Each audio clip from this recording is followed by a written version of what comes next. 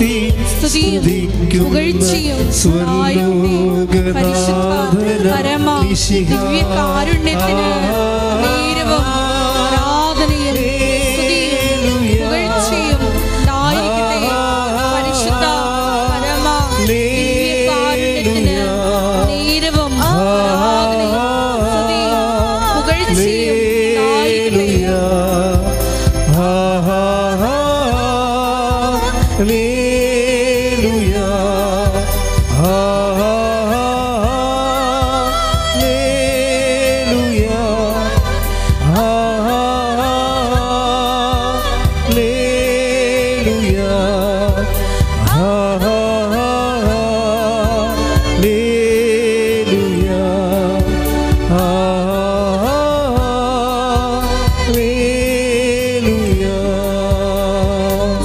പ്രാർത്ഥിക്കാം. Hallelujah hallelujah ആരാധന hallelujah. നാളിതുവരെ കൃപാസനത്തിൽ വന്ന് ഉടമ്പടി എടുത്തു പോയിട്ടുള്ള എല്ലാ മക്കളെയും താരയിൽ സമർപ്പിച്ച് പ്രാർത്ഥിക്കുന്നു. അവരുടെ വിവിധങ്ങളായ ജീവിത ദുരിതങ്ങളെ സമർപ്പിച്ച് പ്രാർത്ഥിക്കുന്നു. ഏറ്റെടുക്കണമേ എന്ന് പ്രാർത്ഥിക്കുന്നു. Hallelujah hallelujah. മഹത്വം മഹത്വം. ആരാധന ആരാധന. ഹല്ലേലൂയ.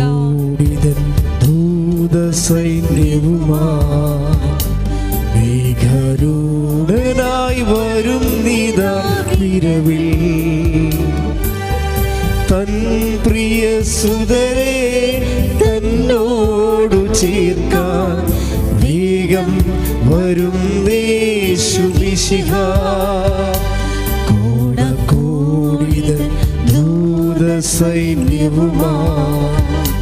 മേഘരൂഢനായി വരും നീതാ വിരവിൽ തൻ പ്രിയ സുതരെ തന്നോടു ചേർക്കാൻ വേഗം വരും യേശുമിശിഹ. കൈകൾ വീശി ആഹാ ഹല്ലേലൂയ ആഹാ ഹല്ലേലൂയ ആഹാ ഹല്ലേലൂയ ആഹാ ഹല്ലേലൂയ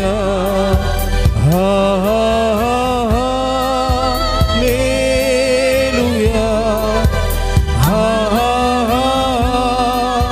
ഹല്ലേലൂയ ആഹാ ഹല്ലേലൂയ ആഹാ ഹല്ലേലൂയ പരിശുദ്ധ പരമ ദിവ്യകാരുണ്യത്തിന് നിത്യസ്തുതിക്ക് അർഹനായ പരിശുദ്ധ പരമ ദിവ്യകാരുണ്യത്തിന് ഞങ്ങളുടെ ഹൃദയങ്ങൾക്ക് ഉണർവ് നൽകുന്ന പരിശുദ്ധ പരമ ദിവ്യകാരുണ്യത്തിന്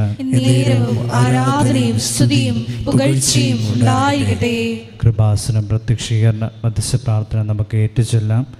അമ്മേ പരിശുദ്ധ അമ്മേ, അമ്മേ പരിശുദ്ധ അമ്മേ, ദൈവമാതാവേ, കൃപാസനത്തിലൂടെ ഞങ്ങൾക്കും ഞങ്ങളുടെ ദേശത്തിന് അമ്മ മാധ്യസ്ഥം തേടിത്തന്ന എല്ലാ അനുഗ്രഹങ്ങൾക്കും കൃപകൾക്കും ഞങ്ങളിപ്പോൾ ഹൃദയം നിറഞ്ഞ നന്ദി പറയുന്നു.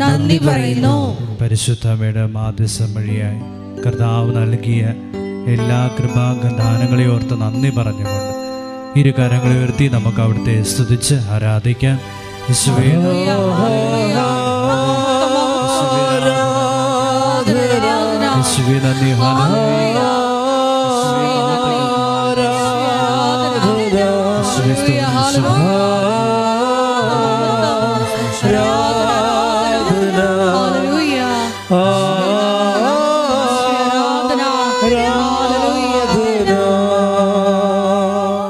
പരിശുദ്ധ പരമ ദിവ്യകാരുണ്യത്തിന് ഞങ്ങൾക്ക് ബലമായിരിക്കുന്ന പരിശുദ്ധ പരമ ദിവ്യകാരുണ്യത്തിന് എന്നേരവും ആരാധനയും സ്തുതിയും പുകഴ്ചയും ഉണ്ടായിരിക്കട്ടെ. ഞങ്ങൾക്ക് ആനന്ദമായിരിക്കുന്ന പരിശുദ്ധ പരമ ദിവ്യകാരുണ്യത്തിന് എന്നേരവും ആരാധനയും സ്തുതിയും പുകഴ്ചയും ഉണ്ടായിരിക്കട്ടെ. നമുക്ക് ഏറ്റുചൊല്ലാം. അമ്മേ പരിശുദ്ധ അമ്മേ, അമ്മേ പരിശുദ്ധ അമ്മേ, ദൈവമാതാവേ, ദൈവമാതാവേ, 2004 ഡിസംബർ 7-ാം തീയതി ഉച്ച കഴിഞ്ഞ് 2:30 കൃപാസനത്തിൽ സംഭവിച്ച അമ്മയുടെ പ്രത്യക്ഷപ്പെടലിനെ കുറിച്ച് തിരുസഭയ്ക്ക് സമർപ്പിച്ചിരിക്കുന്ന പഠനരേഖകളുടെ മേൽ വസ്തുനിഷ്ഠവും ദൈവശാസ്ത്ര വിധിപ്രകാരമുള്ളതുമായ അന്വേഷണ പഠനങ്ങൾ നടത്തി ആ പ്രത്യക്ഷപ്പെടലിലൂടെ പ്രകടമായ ദൈവമാതാവിന്റെ പ്രത്യേക കരുതലും സംരക്ഷണവും വെളിപ്പെടുത്തുന്ന പീഡിതരുടെ ആശ്വാസവും പ്രവാചകന്മാരുടെ രാജ്ഞിയും വാഗ്ദാനത്തിന്റെ പേടകവും പ്രപഞ്ചപ്രകൃതിയുടെ മാതാവുമായ പരിശുദ്ധ അമ്മയുടെ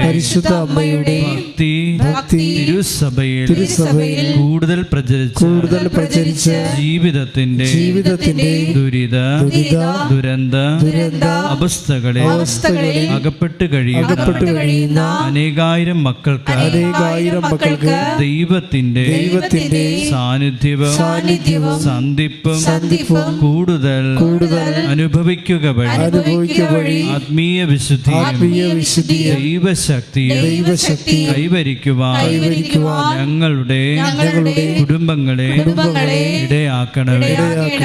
നമുക്ക് എല്ലാ മേഖലകളെയും സമർപ്പിച്ചുകൊണ്ട് ഈ ആരാധന തിരുമണിക്കൂറുകളിലൂടെ നമ്മുടെ ഹൃദയത്തിന് ആവശ്യമായ ദൈവവചനങ്ങൾ ലഭിക്കുന്നതിന് അഭിഷേകത്തിൻ്റെ നിമിഷങ്ങളാക്കി ഈ മണിക്കൂറുകൾ മാറ്റുന്നതിനും നമുക്ക് പ്രാർത്ഥിച്ചുകൊണ്ട് കർത്താവിനെ നമുക്ക് ഇരു കരങ്ങൾ ഉയർത്തി സ്തുതിച്ച് ആരാധിക്കാം. യേശുവേ നന്ദി,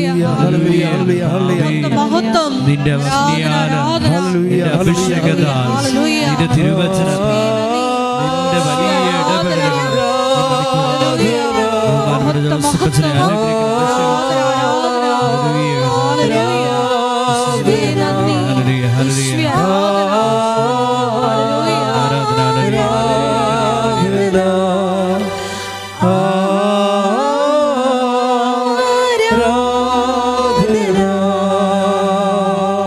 പരിശുദ്ധ പരമ ദിവ്യകാരുണ്യത്തിന് ആരാധനയും സ്തുതിയും പുകഴ്ചയും ഉണ്ടായിരിക്കട്ടെ. ഞങ്ങളെ പരിപാലിക്കുകയും ഞങ്ങളെ കാത്തു സംരക്ഷിക്കുകയും ചെയ്യുന്ന പരിശുദ്ധ പരമ ദിവ്യകാരുണ്യത്തിന് ആരാധനയും സ്തുതിയും പുകഴ്ചയും ഉണ്ടായിരിക്കട്ടെ. ഞങ്ങൾ നടക്കേണ്ട പാതകളെ കാണിച്ച് ആ പാതയിലൂടെ ഞങ്ങൾ നയിക്കുന്ന പരിശുദ്ധ പരമ ദിവ്യകാരുണ്യത്തിന് ആരാധനയും സ്തുതിയും പുകഴ്ചയും ഉണ്ടായിരിക്കട്ടെ. നമുക്ക് ഏറ്റുചൊല്ലാം. അമ്മേ പരിശുദ്ധ അമ്മേ, ഭൂസ്വർലോകങ്ങളുടെ രാജ്ഞിയായ അങ്ങേക്ക് ഭൗമ സംരക്ഷണത്തിനായി പ്രപഞ്ച പ്രകൃതിയെ തന്നെ തിരുസഭ പ്രതിഷ്ഠിക്കുവാൻ ഈ പ്രത്യക്ഷീകരണം വഴി ഇടയാക്കണമേ. പരിശുദ്ധ അമ്മേ, ജപമാല മാതാവേ, സകല കൃപാസന പ്രാർത്ഥനകളോടും ചേർത്ത് ഞങ്ങളിപ്പോൾ പ്രാർത്ഥിക്കുന്ന ഈ കുടുംബത്തിന്റെ പ്രത്യേക നിയോഗവും മൗനമായി നമ്മുടെ വിവിധ ആവശ്യങ്ങൾ ഉടമ്പടിയിലൂടെയും തീർത്ഥാടന ഉടമ്പടിയിലൂടെയും ഓൺലൈൻ ഉടമ്പടിയിലൂടെയും ലൈറ്റ് കാഡബറി റിക്വസ്റ്റുടെയും നമ്മൾ സമർപ്പിച്ചിട്ടുള്ള എല്ലാ നിയോഗങ്ങൾ സമർപ്പിച്ച് ഇതുവരെ നമുക്ക് ലഭിക്കാതെ പോയിട്ടുള്ള എല്ലാ നിയോഗങ്ങളും കൃപാസനത്തിന്റെ എല്ലാ ശുശ്രൂഷ മേഖലകളെയും ബഹുമാനപ്പെട്ട ജോസഫ് അച്ഛനെയും ഈ തിരുമണിക്കൂറുകളിലൂടെ നമ്മളായിരിക്കുന്നവരെയും ഇതിൽ പങ്കെടുക്കുന്ന എല്ലാവരെയും പ്രത്യേകമായിട്ട് പരിശുദ്ധയുടെ മാധ്യസ്ഥ സഹായം ഉണ്ടാകാൻ വേണ്ടി പ്രാർത്ഥിച്ചുകൊണ്ട് മൗനമായി നമുക്ക് ആയിരിക്കാം.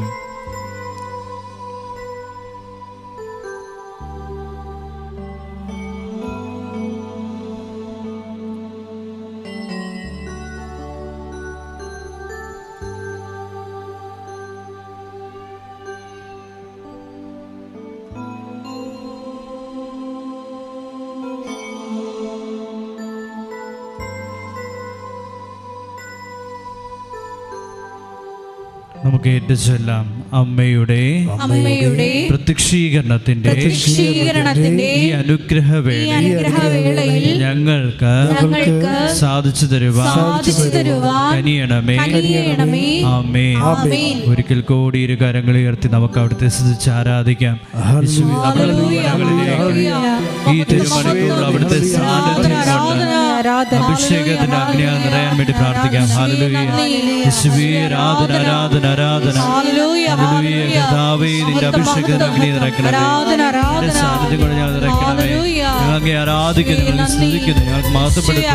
യേശുവേ നന്ദി. ഹല്ലേലൂയ ഹല്ലേലൂയ ഹല്ലേലൂയ ഹല്ലേലൂയ ഹല്ലേലൂയ ഹല്ലേലൂയ ഹല്ലേലൂയ ഹല്ലേലൂയ. യേശുവേ നന്ദി. കർത്താവേ നന്ദി. ആരാധന ആരാധന. യേശുവേ നന്ദി. ഹല്ലേലൂയ ഹല്ലേലൂയ ഹല്ലേലൂയ. യേശുവേ നന്ദി. യേശുവേ നന്ദി. ഹല്ലേലൂയ ഹല്ലേലൂയ ഹല്ലേലൂയ. യേശുവേ, നിന്റെ മഹത്വം, നിന്റെ സാന്നിധ്യം, നിന്റെ അഗ്നി ഈ നിമിഷം ഇറങ്ങി വരണമെന്ന് പ്രാർത്ഥിക്കുന്നു.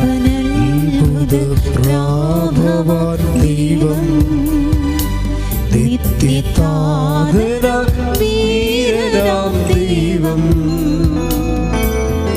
ഉന്നത ദേവൻ നീതിയിൽ സൂര്യൻ രാജാതിരാജന മിശിഹ അവനത്ഭുത പ്രാഭവാൻ ദൈവം നിത്യതാതനം വീരനാം ദൈവം ഉന്നത ദേവൻ നീതിയിൽ സൂര്യൻ രാജാതിരാജന മിശിഹ ഹല്ലേലൂയ. വീശിക്കൊണ്ട് ഹല്ലേലൂയ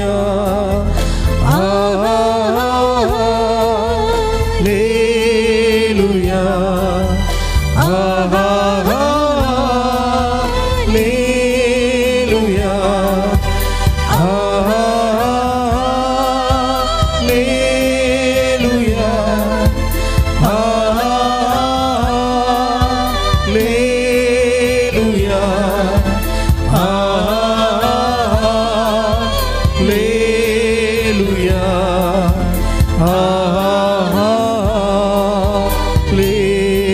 ഹല്ലേലൂയ യേശുവേ നന്ദി. ഹല്ലേലൂയ hallelujah. Thank you Jesus. Hallelujah ഹല്ലേലൂയ ഹല്ലേലൂയ ഹല്ലേലൂയ. യേശുവേ ആരാധന ആരാധന ആരാധന. യേശുവേ മഹത്വം മഹത്വം. യേശുവേ നന്ദി. ഹല്ലേലൂയ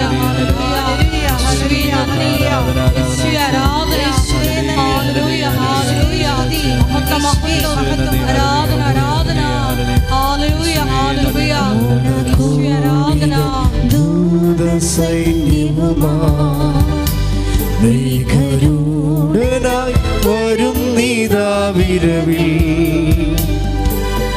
തൻ പ്രിയ സുതരെ തന്നോടു ചേർക്കാൻ വേഗം വരുന്നേശു മിശിഹ കോടിതൻ ദൂത സൈന്യവുമാ മേഘരൂഢനായി വരുന്നിതാ വിരവിൽ തൻ പ്രിയ സുതരെ തന്നോടു ചേർക്കാൻ വേഗം വരുന്നേശു മിശിഹ ഹല്ലേലൂയ ഹല്ലേലൂയ. സ്തുതിക്കാം. ഹല്ലേലൂയ ഹല്ലേലൂയ ഹല്ലേലൂയ ഹല്ലേലൂയ ഹല്ലേലൂയ. യേശുവേ ആരാധന ആരാധന ആരാധന ആരാധന ആരാധന. യേശുവേ നന്ദി. ഹല്ലേലൂയ. യേശുവേ മഹത്വം കർത്താവേ. യേശുവേ നന്ദി. ഹല്ലേലൂയ ഹല്ലേലൂയ ഹല്ലേലൂയ. സ്തുതി അങ്ങേ മഹത്വം കർത്താവേ. ഹല്ലേലൂയ ഹല്ലേലൂയ. യേശുവേ നന്ദി. ഹല്ലേലൂയ ഹല്ലേലൂയ.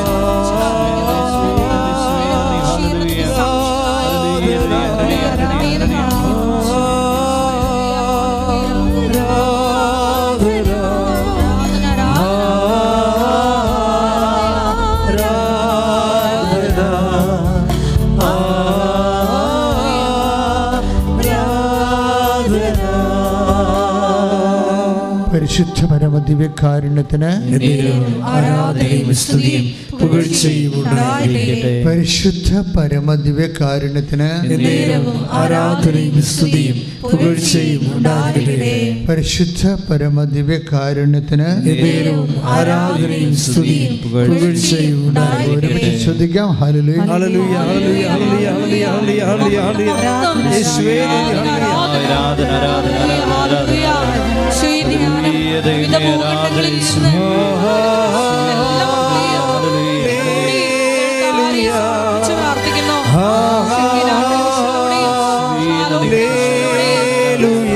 അടുത്ത് പ്രാർത്ഥിക്കുന്നു.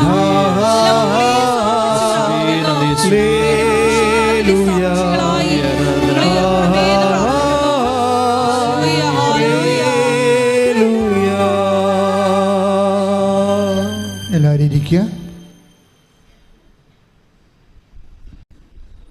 ഓൺലൈനിൽ ഈ ധ്യാനം കൂടുന്നവരെയും പ്രത്യേകം സമർപ്പിച്ചുകൊണ്ട് പ്രാർത്ഥിക്കുന്ന കർത്താവിൻ്റെ കൃപ പരിശുദ്ധ അമ്മയുടെ മാധ്യസ്ഥതയിൽ എല്ലാവർക്കും ലഭ്യമാകുന്നതിന് എൻ്റെ പ്രിയപ്പെട്ടവനെ, നമുക്കറിയാം കൃപ ദൈവത്തിൻ്റെ ശക്തിയാണ്.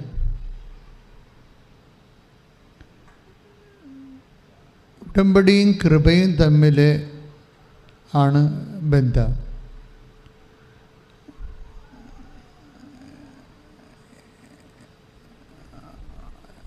നമ്മൾ കാര്യങ്ങൾ എല്ലാം ചെയ്യണത്, എല്ലാ ജീവിത മുന്നേറ്റങ്ങളും നടത്തുന്നത്, ജീവിത ഉത്തരവാദിത്തങ്ങളുടെയും ബാധ്യതകളുടെയും ഒക്കെ നമ്മൾ അതിജീവിക്കുന്നത് പവർ എന്ന ഒറ്റ സങ്കേതം ഉപയോഗിച്ചുകൊണ്ടാണ്. പവർ മീൻസ് ശക്തി. ഇതിൽ ശക്തി ജീവിത മുന്നേറ്റം നടത്താൻ വേണ്ടി രണ്ട് തരം ശക്തികളെ നമ്മൾ ഉപയോഗിക്കുന്നുണ്ട്. ഇപ്പോൾ നിങ്ങളുടെ പഠനം, പ്രാർത്ഥന, പരീക്ഷ, വിവാഹം, മക്കൾ, ജോലി, ഇങ്ങനെയുള്ള എല്ലാ ജീവിത അവസ്ഥകളെ അഭിമുഖീകരിക്കാൻ മനുഷ്യൻ ഉപയോഗിക്കുന്ന സോഴ്സ്, സ്രോതസ്സ്, പവർ എന്ന ഒറ്റ സ്രോതസ്സാണ് ശക്തി. ഈ ശക്തി തന്നെ രണ്ട് തരമുണ്ട്. ഒന്ന് മാനുഷികമായ ശക്തിയുണ്ട്. മാനുഷികമായ ശക്തിയുടെ അടിസ്ഥാനം നമ്മുടെ പണം, ആരോഗ്യം, വിദ്യാഭ്യാസം, നമ്മുടെ സ്വാധീന ശക്തി, ഇങ്ങനെ കുറേ കാര്യങ്ങളാണ് മാനുഷികമായ ശക്തിയിൽ. ബുദ്ധിയൊക്കെ മാനുഷികമായ ശക്തിയുടെ ഭാഗമാണ്. ബുദ്ധി ഉപയോഗിച്ചാൽ നമ്മൾ പഠിക്കുന്നത്, ബുദ്ധി ഉപയോഗിച്ചാൽ നമ്മൾ ബിസിനസ് ചെയ്യുന്നത്, ബുദ്ധി ഓർമ്മശക്തിയും കൂടി ഉപയോഗിച്ചാൽ നമ്മളെ ഓർമ്മയ്ക്ക് ശക്തി എന്ന് കൂടി നമ്മൾ പറയും, അല്ലേ? ഓർമ്മശക്തി എന്നല്ലേ പറയുന്നത്, പറയേണ്ട ആവശ്യമില്ല, ഓർമ്മയെന്ന് പറഞ്ഞാൽ മതി. പക്ഷേ ഇറ്റ് ഈസ് ബേസിക്കലി അനുഭവ തലത്തിൽ ഓർമ്മ ഒരു ശക്തിയാണ്, ബുദ്ധിയെപ്പോലെ തന്നെ ഒരു ശക്തിയാണ്.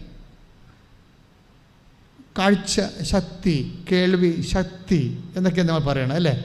കാണുന്നതിന് കാഴ്ച ശക്തി എന്ന് പറയേണ്ട ആവശ്യമില്ല. പക്ഷേ ഹ്യൂമൻലി സ്പീക്കിംഗ് അതെല്ലാം പവറാണ്, ഫാക്കൽറ്റീസാണ്. അതെല്ലാം നമ്മൾ ഉപയോഗിക്കുന്ന ഓരോ കാര്യങ്ങൾക്ക് ഉപയോഗിക്കുന്ന പവറാണ്. ഇനി വയസ്സും പ്രായമാകുമ്പോൾ കാഴ്ച ശക്തി നശിച്ചു എന്നാണ് നമ്മൾ പറയുന്നത്. ശക്തി നശിച്ചു, അതൊരു പ്രതിഭാസമാണ്. ശക്തി നശിച്ചു പോവുക. ഇപ്പം ഞാൻ തന്നെ കണ്ണട വെച്ചിരിക്കുകയാണ്. എനിക്ക് കണ്ണട വെച്ചില്ലെങ്കിൽ വ്യക്തമായിട്ട് കാണാൻ പറ്റത്തില്ല. ദാറ്റ് മീൻസ് ചെറിയ അക്ഷരങ്ങളുടെ മേലുള്ള എൻ്റെ സ്വാധീന ശക്തി കുറവാണ്. കേൾവി ശക്തി എന്ന് പറയുന്നത്. പിന്നെ മസിൽ പവറുണ്ട്, അല്ലേ? മസിൽ പവർ, മസ്കുലർ ശക്തി, പേശിബലം, എല്ലാം ഒരു ശക്തിയാണ് നമ്മൾ ഉപയോഗിക്കുന്നത്. ബുദ്ധി എല്ലാം ഒരു ശക്തിയാണ്. ഞാൻ എന്താ പറഞ്ഞതെന്ന് വെച്ചാൽ, ഒരു മനുഷ്യൻ അവൻ്റെ ജീവിതത്തിൻ്റെ പ്രതിസന്ധികളെ അഭിമുഖീകരിക്കാൻ ഉപയോഗിക്കുന്ന സോഴ്സാണ് ശക്തി. ഈ ശക്തിക്ക് ഉണ്ടാകുന്നൊരു കുഴപ്പം, ഇത് ഒരു ടൈം കഴിഞ്ഞാൽ അതിങ്ങനെ ക്ഷയിച്ചു വരും. ഈ ക്രൈസിസിനെ എങ്ങനെ മാനേജ് ചെയ്യുമെന്നാണ് ഉടമ്പടി അന്വേഷിക്കുന്നത്. മനസ്സിലായോ? നിങ്ങൾക്ക് മനസ്സിലായോ? ഈ ശക്തി എന്ത് ശക്തി ആയിക്കൊള്ളട്ടെ. ഇപ്പോൾ കഴിഞ്ഞ ദിവസം ഒരു മനുഷ്യൻ, ഒരു സഹോദരൻ സാക്ഷ്യം പറഞ്ഞത്, അദ്ദേഹത്തിന് 2 കോടി രൂപ കടം. കഴിഞ്ഞ ധ്യാനത്തെ ഞാൻ ഓർപ്പിച്ചാണ്. അത്രയും ആസ്തി ബിസിനസ്സുള്ള ഒരാളാണ്. പക്ഷെ പ്രളയം വന്നപ്പോൾ അദ്ദേഹത്തിൻ്റെ ഫാക്ടറി ഒരുക്കി കൊണ്ടുപോയി. കാര്യം എങ്ങനെ, പുരക്ക് മുകളിലല്ലേ വെള്ളം പോണത്, ഫാക്ടറിക്ക് മുകളിൽ കൂടി വെള്ളം പോയി. അപ്പോൾ 30 അടി 30 മീറ്ററൊക്കെ ഉയരം വെള്ളം ഉയർന്ന പത്തനംതിട്ടയിലാണ് അദ്ദേഹത്തിൻ്റെ ഫേംസ് ഉള്ളത്. അപ്പോൾ അദ്ദേഹത്തിൻ്റെ ഫാക്ടറി നഷ്ടപ്പെട്ടു, ശക്തി പോയി, പിന്നെ കടക്കാരനായി മാറി. അപ്പോൾ ഇങ്ങനെ നമ്മൾ എത്ര ഒരു പവർ ഉണ്ടെങ്കിലും ചില സമയത്ത് നമ്മുടെ ശക്തി പോകും. ഇങ്ങനെ ശക്തി, ആബ്സെൻസ് ഓഫ് പവർ എങ്ങനെ മാനേജ് ചെയ്യാൻ പറ്റും? അതിന് what is the divine provision? ദൈവത്തിൻ്റെ അതിനുള്ള പാക്കേജ് എന്താണ്? അതാണ് ബൈബിൾ അന്വേഷിക്കുന്നത്. ഇൻ കേസ് ഏതെങ്കിലും ഒരു സെറ്റപ്പിൽ നിങ്ങളുടെ ശക്തി പോയാൽ, നിങ്ങളുടെ ബിസിനസ്, ഇപ്പോൾ കഴിഞ്ഞ ദിവസം ജെയ്സൺ തോമസ് എന്ന് പറഞ്ഞൊരാൾ സാക്ഷ്യം പറഞ്ഞു. ജെയ്സൺ തോമസ് എന്നെ അട്രാക്റ്റ് ചെയ്തൊരു സാക്ഷ്യമാണ്. ജെയ്സൺ തോമസിൻ്റെ സാക്ഷ്യം എന്ന് വെച്ച് കഴിഞ്ഞാൽ, അദ്ദേഹം മസ്കറ്റിലൊരു ഇൻഷുറൻസ് ബ്രോക്കറേജ് നടത്തുന്ന ആളാണ്. ഈ ഉടമ്പടിയുടെ ഒരു കാര്യം ഭയങ്കര രസമാണ്. മനുഷ്യന്മാരുടെ എല്ലാ ജീവിത മണ്ഡലങ്ങളെയും ഇതിങ്ങനെ ശരിക്കും താങ്ങി നിർത്തുന്നുണ്ട്. പണ്ടത്തെ ധ്യാന കേന്ദ്രത്തിൻ്റെ ഒരു രീതിയല്ല, രോഗശാന്തിയും മദ്യപാനം അവസാനിപ്പിക്കണമല്ല. ഉടമ്പടിയുടെ ഒരു പെർസ്പെക്റ്റീവ് എന്ന് പറയുന്നത്, ഓൾമോസ്റ്റ് ഓൾ ഒരു ആധുനിക മനുഷ്യൻ കടന്നു പോകുന്ന സങ്കീർണമായ എല്ലാ മേഖലകളിലും അവൻ്റെ ഒപ്പം നടക്കുന്നു എന്നുള്ളതാണ് ഉടമ്പടിയുടെ ഒരു ബലം എന്ന് പറയുന്നത്. അപ്പോൾ ഈ മനുഷ്യന്, ഈ ഇൻഷുറൻസ് ബ്രോക്കറേജ് മസ്കറ്റിലെ കമ്പനി പെട്ടെന്ന് ഫ്ലോപ്പായി. ഇയാളുടെ പോലും ശമ്പളം കുടുങ്ങിപ്പോയി. തലശ്ശേരിക്കാരനാണ്, ശമ്പളം കുടുങ്ങിപ്പോയി. 5 മാസത്തെ ശമ്പളമൊക്കെ കിട്ടാനുണ്ട്. നല്ല മിസ്മാനേജ്മെൻ്റ് വന്ന കമ്പനിയാണ്, നല്ല ഭംഗിയായിട്ട് പോകുകയായിരുന്നു. ഈ തോംസൺ ഓക്കെയാണ്, പക്ഷേ സ്റ്റാഫെല്ലാം പറയുന്നുണ്ട്, സാറേ എങ്ങനെയെങ്കിലും സാറ് ഈ കമ്പനിയുടെ തലപ്പത്ത് വന്നില്ല എന്നുണ്ടെങ്കിൽ സംഭവം കൊളാപ്സ് ആകും കേട്ടോ എന്ന് പറയും. പക്ഷെ തലപ്പത്ത് വരുന്നതിന് ഇയാളെക്കാൾ സീനിയോറിറ്റി ആയിട്ടുള്ള ആൾക്കാർ ആ കമ്പനിയിലുണ്ട്. അവരെ ഓവർടേക്ക് ചെയ്യാൻ ഇയാൾക്ക് പറ്റത്തില്ല. അത് എല്ലാ ഫേംസിനും ഉള്ളൊരു ബാധ്യതയാണ്. ആ ഫേംസിൻ്റെ ആദ്യകാലം മുതലേ ഉണ്ടായിരുന്ന കുറേ ആൾക്കാർ എല്ലായിടത്തും ഉണ്ടാവും. അവർ ചിലപ്പോൾ ആ കമ്പനിയുടെ വളർച്ചയ്ക്കൊപ്പം ചിലപ്പോൾ എഡ്യൂക്കേഷനോ എക്സ്പീരിയൻസോ മാസ്റ്ററിയോ ഒക്കെ ഉണ്ടാകത്തില്ല. അത് എല്ലാ കമ്പനികൾക്കും ഉണ്ട ശേഷമാണ്. അത് തുടക്കത്തിൽ അത്ര അവർ ഉദ്ദേശിച്ച് കാണത്തില്ല. ചിലപ്പോൾ വരെ ചിട്ടി കമ്പനിയായിട്ട് തുടങ്ങിയ സംഭവമായിരിക്കും, അപ്പോൾ ഉണ്ടായിരുന്ന ആൾക്കാരായിരിക്കും. ഇൻഷുറൻസ് ബ്രോക്കറേജ് ഇൻ്റർനാഷണലായിട്ട് മാറിയപ്പോൾ അതിനാവശ്യമായ ഇൻ്റലിജൻ്റൊക്കെ വേറെ ഒരു മാസ്റ്ററിൽ നിന്നാണ് വരേണ്ടത്. അപ്പം ആദ്യം ഉണ്ടായിരുന്ന ആൾക്കാർക്കുണ്ട്, പക്ഷെ അവരെ മാറ്റാനും പറ്റത്തില്ല. അവിടെ ശമ്പളം തന്നെ 1 കോടി രൂപയാണ് ഒരു വർഷം. അവിടുത്തെ സിഒയുടെ ശമ്പളം ഒരു വർഷം 1 കോടി രൂപയാണ്. ദാറ്റ് മീൻസ് 10 ലക്ഷം രൂപ അടുത്ത് വരുന്നുണ്ടല്ലോ. 10 ലക്ഷം രൂപ അടുത്ത് ഒരു മാസം ശമ്പളം വരുന്നുണ്ട്. 10 ലക്ഷം രൂപ അടുത്ത് ഒരു മാസം ശമ്പളം വരുന്ന ഒരാളെ ഒരു കമ്പനി തീറ്റിപ്പോറ്റിയാൽ എത്ര കാലം കമ്പനിക്ക് സർവ് ചെയ്യാൻ പറ്റും? പറ്റത്തില്ല. അങ്ങനെ ഈ സാധനം ഇങ്ങനെ ഈ റോക്കറ്റ് വിട്ട പോലെ തന്നെ തിരിച്ചു കുത്തണ പോലെ കടലിൽ കുത്തിക്കൊണ്ടിരിക്കുകയാണ്. കടലിൽ കുത്തി ഇയാളുടെ ഇതിൻ്റെ മാനേജിങ് ഡയറക്ടർ സിഒയുടെ താഴെയുള്ള ആളാണ്. അയാളുടെ ശമ്പളം 5 മാസത്തേക്ക് പെൻഡിങ്ങായി, സ്റ്റാഫിൻ്റെ ശമ്പളം പെൻഡിങ്. അപ്പോഴാണ് ഈ സുഹൃത്ത് ഉടമ്പടിയെക്കുറിച്ച് പറയണത്. ഇതാണ് ഞാൻ പറഞ്ഞത്, ഉടമ്പടി അറ്റ കൈയാണെന്ന് പറയാൻ കാരണം ഇതാണ്. ഇയാളുടെ ഹ്യൂമൻ പവർ ലോസായി. ഈ കമ്പനിക്ക് ഇനി എത്ര ബുദ്ധിശക്തി ഉണ്ടായിട്ടും കാര്യമില്ല. അവർക്ക് ചിലപ്പോഴും നല്ല CA IAM പഠിച്ച ആൾക്കാരുണ്ടാവും. പക്ഷെ അവർക്ക് എന്നും ശമ്പളം കിട്ടണില്ല. അവരെത്ര ഇൻ്റലക്ച്വൽ കപ്പാസിറ്റി ഉള്ളവരാണെങ്കിലും എഡ്യൂക്കേഷൻ കലിബറുള്ളവരാണെങ്കിലും ഈ കമ്പനിയുടെ അകത്ത് അവർക്ക് സർവൈവിങ് ഇല്ല. അതാണ് ശക്തി പോണെന്ന് പറയണത്. ശക്തി പോണത് എത്ര കപ്പാസിറ്റി ആൾക്കാർ, നിങ്ങൾ ചിന്തിക്കണം, എത്ര കപ്പാസിറ്റി ഉണ്ട് എന്ന് അല്ല പ്രശ്നം. നിങ്ങൾക്ക് സർവൈവ് ചെയ്യാൻ പറ്റാത്ത സിറ്റുവേഷൻസ് ഉണ്ടായാൽ നമ്മളൊരു ബ്ലാങ്കായി പോകും. അപ്പം അങ്ങനെ ഈ കമ്പനി സിങ്ക് ആയിക്കൊണ്ടിരിക്കുകയാണ്. അപ്പോൾ ഈ മനുഷ്യന് ഉടമ്പടി ചെയ്യും. ഉടമ്പടിയിലൂടെ ഒരു പ്രശ്നം, ഉടമ്പടി നിങ്ങൾ മനസ്സിലാക്കേണ്ടത്, ഉടമ്പടി വർക്കൗട്ട് ചെയ്യുന്ന ഫോർമാറ്റ് തന്നെ അത് ഹ്യൂമൻ പവറിലല്ല, ഒരു ഹ്യൂമൻ പവറിലല്ല ഇത് വർക്ക് ചെയ്യണത്. ഹ്യൂമൻ പവർ എന്ന് പറയുന്നതാണ് എല്ലാ കമ്പനികളുടെയും ഒക്കെ ഒരു ആസ്തി എന്ന് പറയുന്നത്. സാധാരണ ആസ്തി നമ്മളെ മനുഷ്യധനമെന്ന് പറയത്തില്ലേ നമ്മൾ, ആൾക്കാരുടെ ഹ്യൂമൻ പവർ. അതുപോലെ ആൾക്കാരുടെ ആസ്തി എന്ന് പറയണത് ബുദ്ധിയും എഡ്യൂക്കേഷനൊക്കെ. പക്ഷേ ഇത് വർക്കൗട്ട് ചെയ്യണില്ല ഇവിടെ. ഇത് ക്ഷയിച്ചപ്പോൾ കമ്പനിയെ ക്ഷയിച്ചുകൊണ്ടിരിക്കുകയാണ്. ഇങ്ങനെ വന്നാൽ പിന്നീട് ബൈബിൾ പറയണത് ഈ മനുഷ്യൻ്റെ പവർ ബലഹീനമായി കഴിഞ്ഞാൽ ഓട്ടോമാറ്റിക്കായിട്ട് പിന്നെ വർക്ക് ചെയ്യണത് ദൈവത്തിൻ്റെ ശക്തിയാണ്.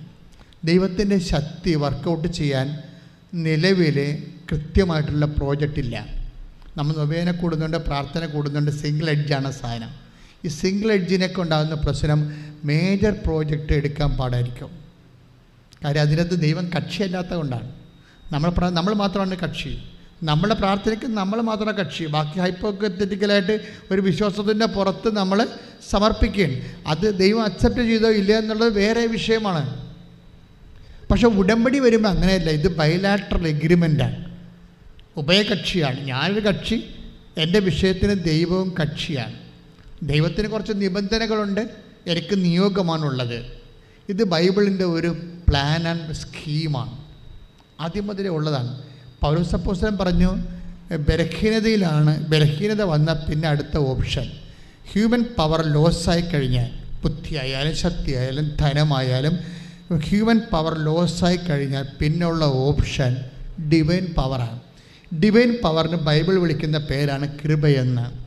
നമ്മൾ കൃപയെന്ന് പറയുമ്പോൾ പ്രസാദം എന്നൊക്കെ പറയാം. അതൊന്നും അല്ല സംഭവം. It's A power.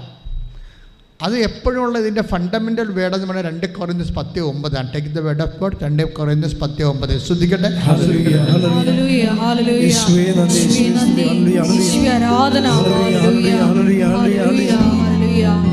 2 കൊരിന്തോസ് 12:9.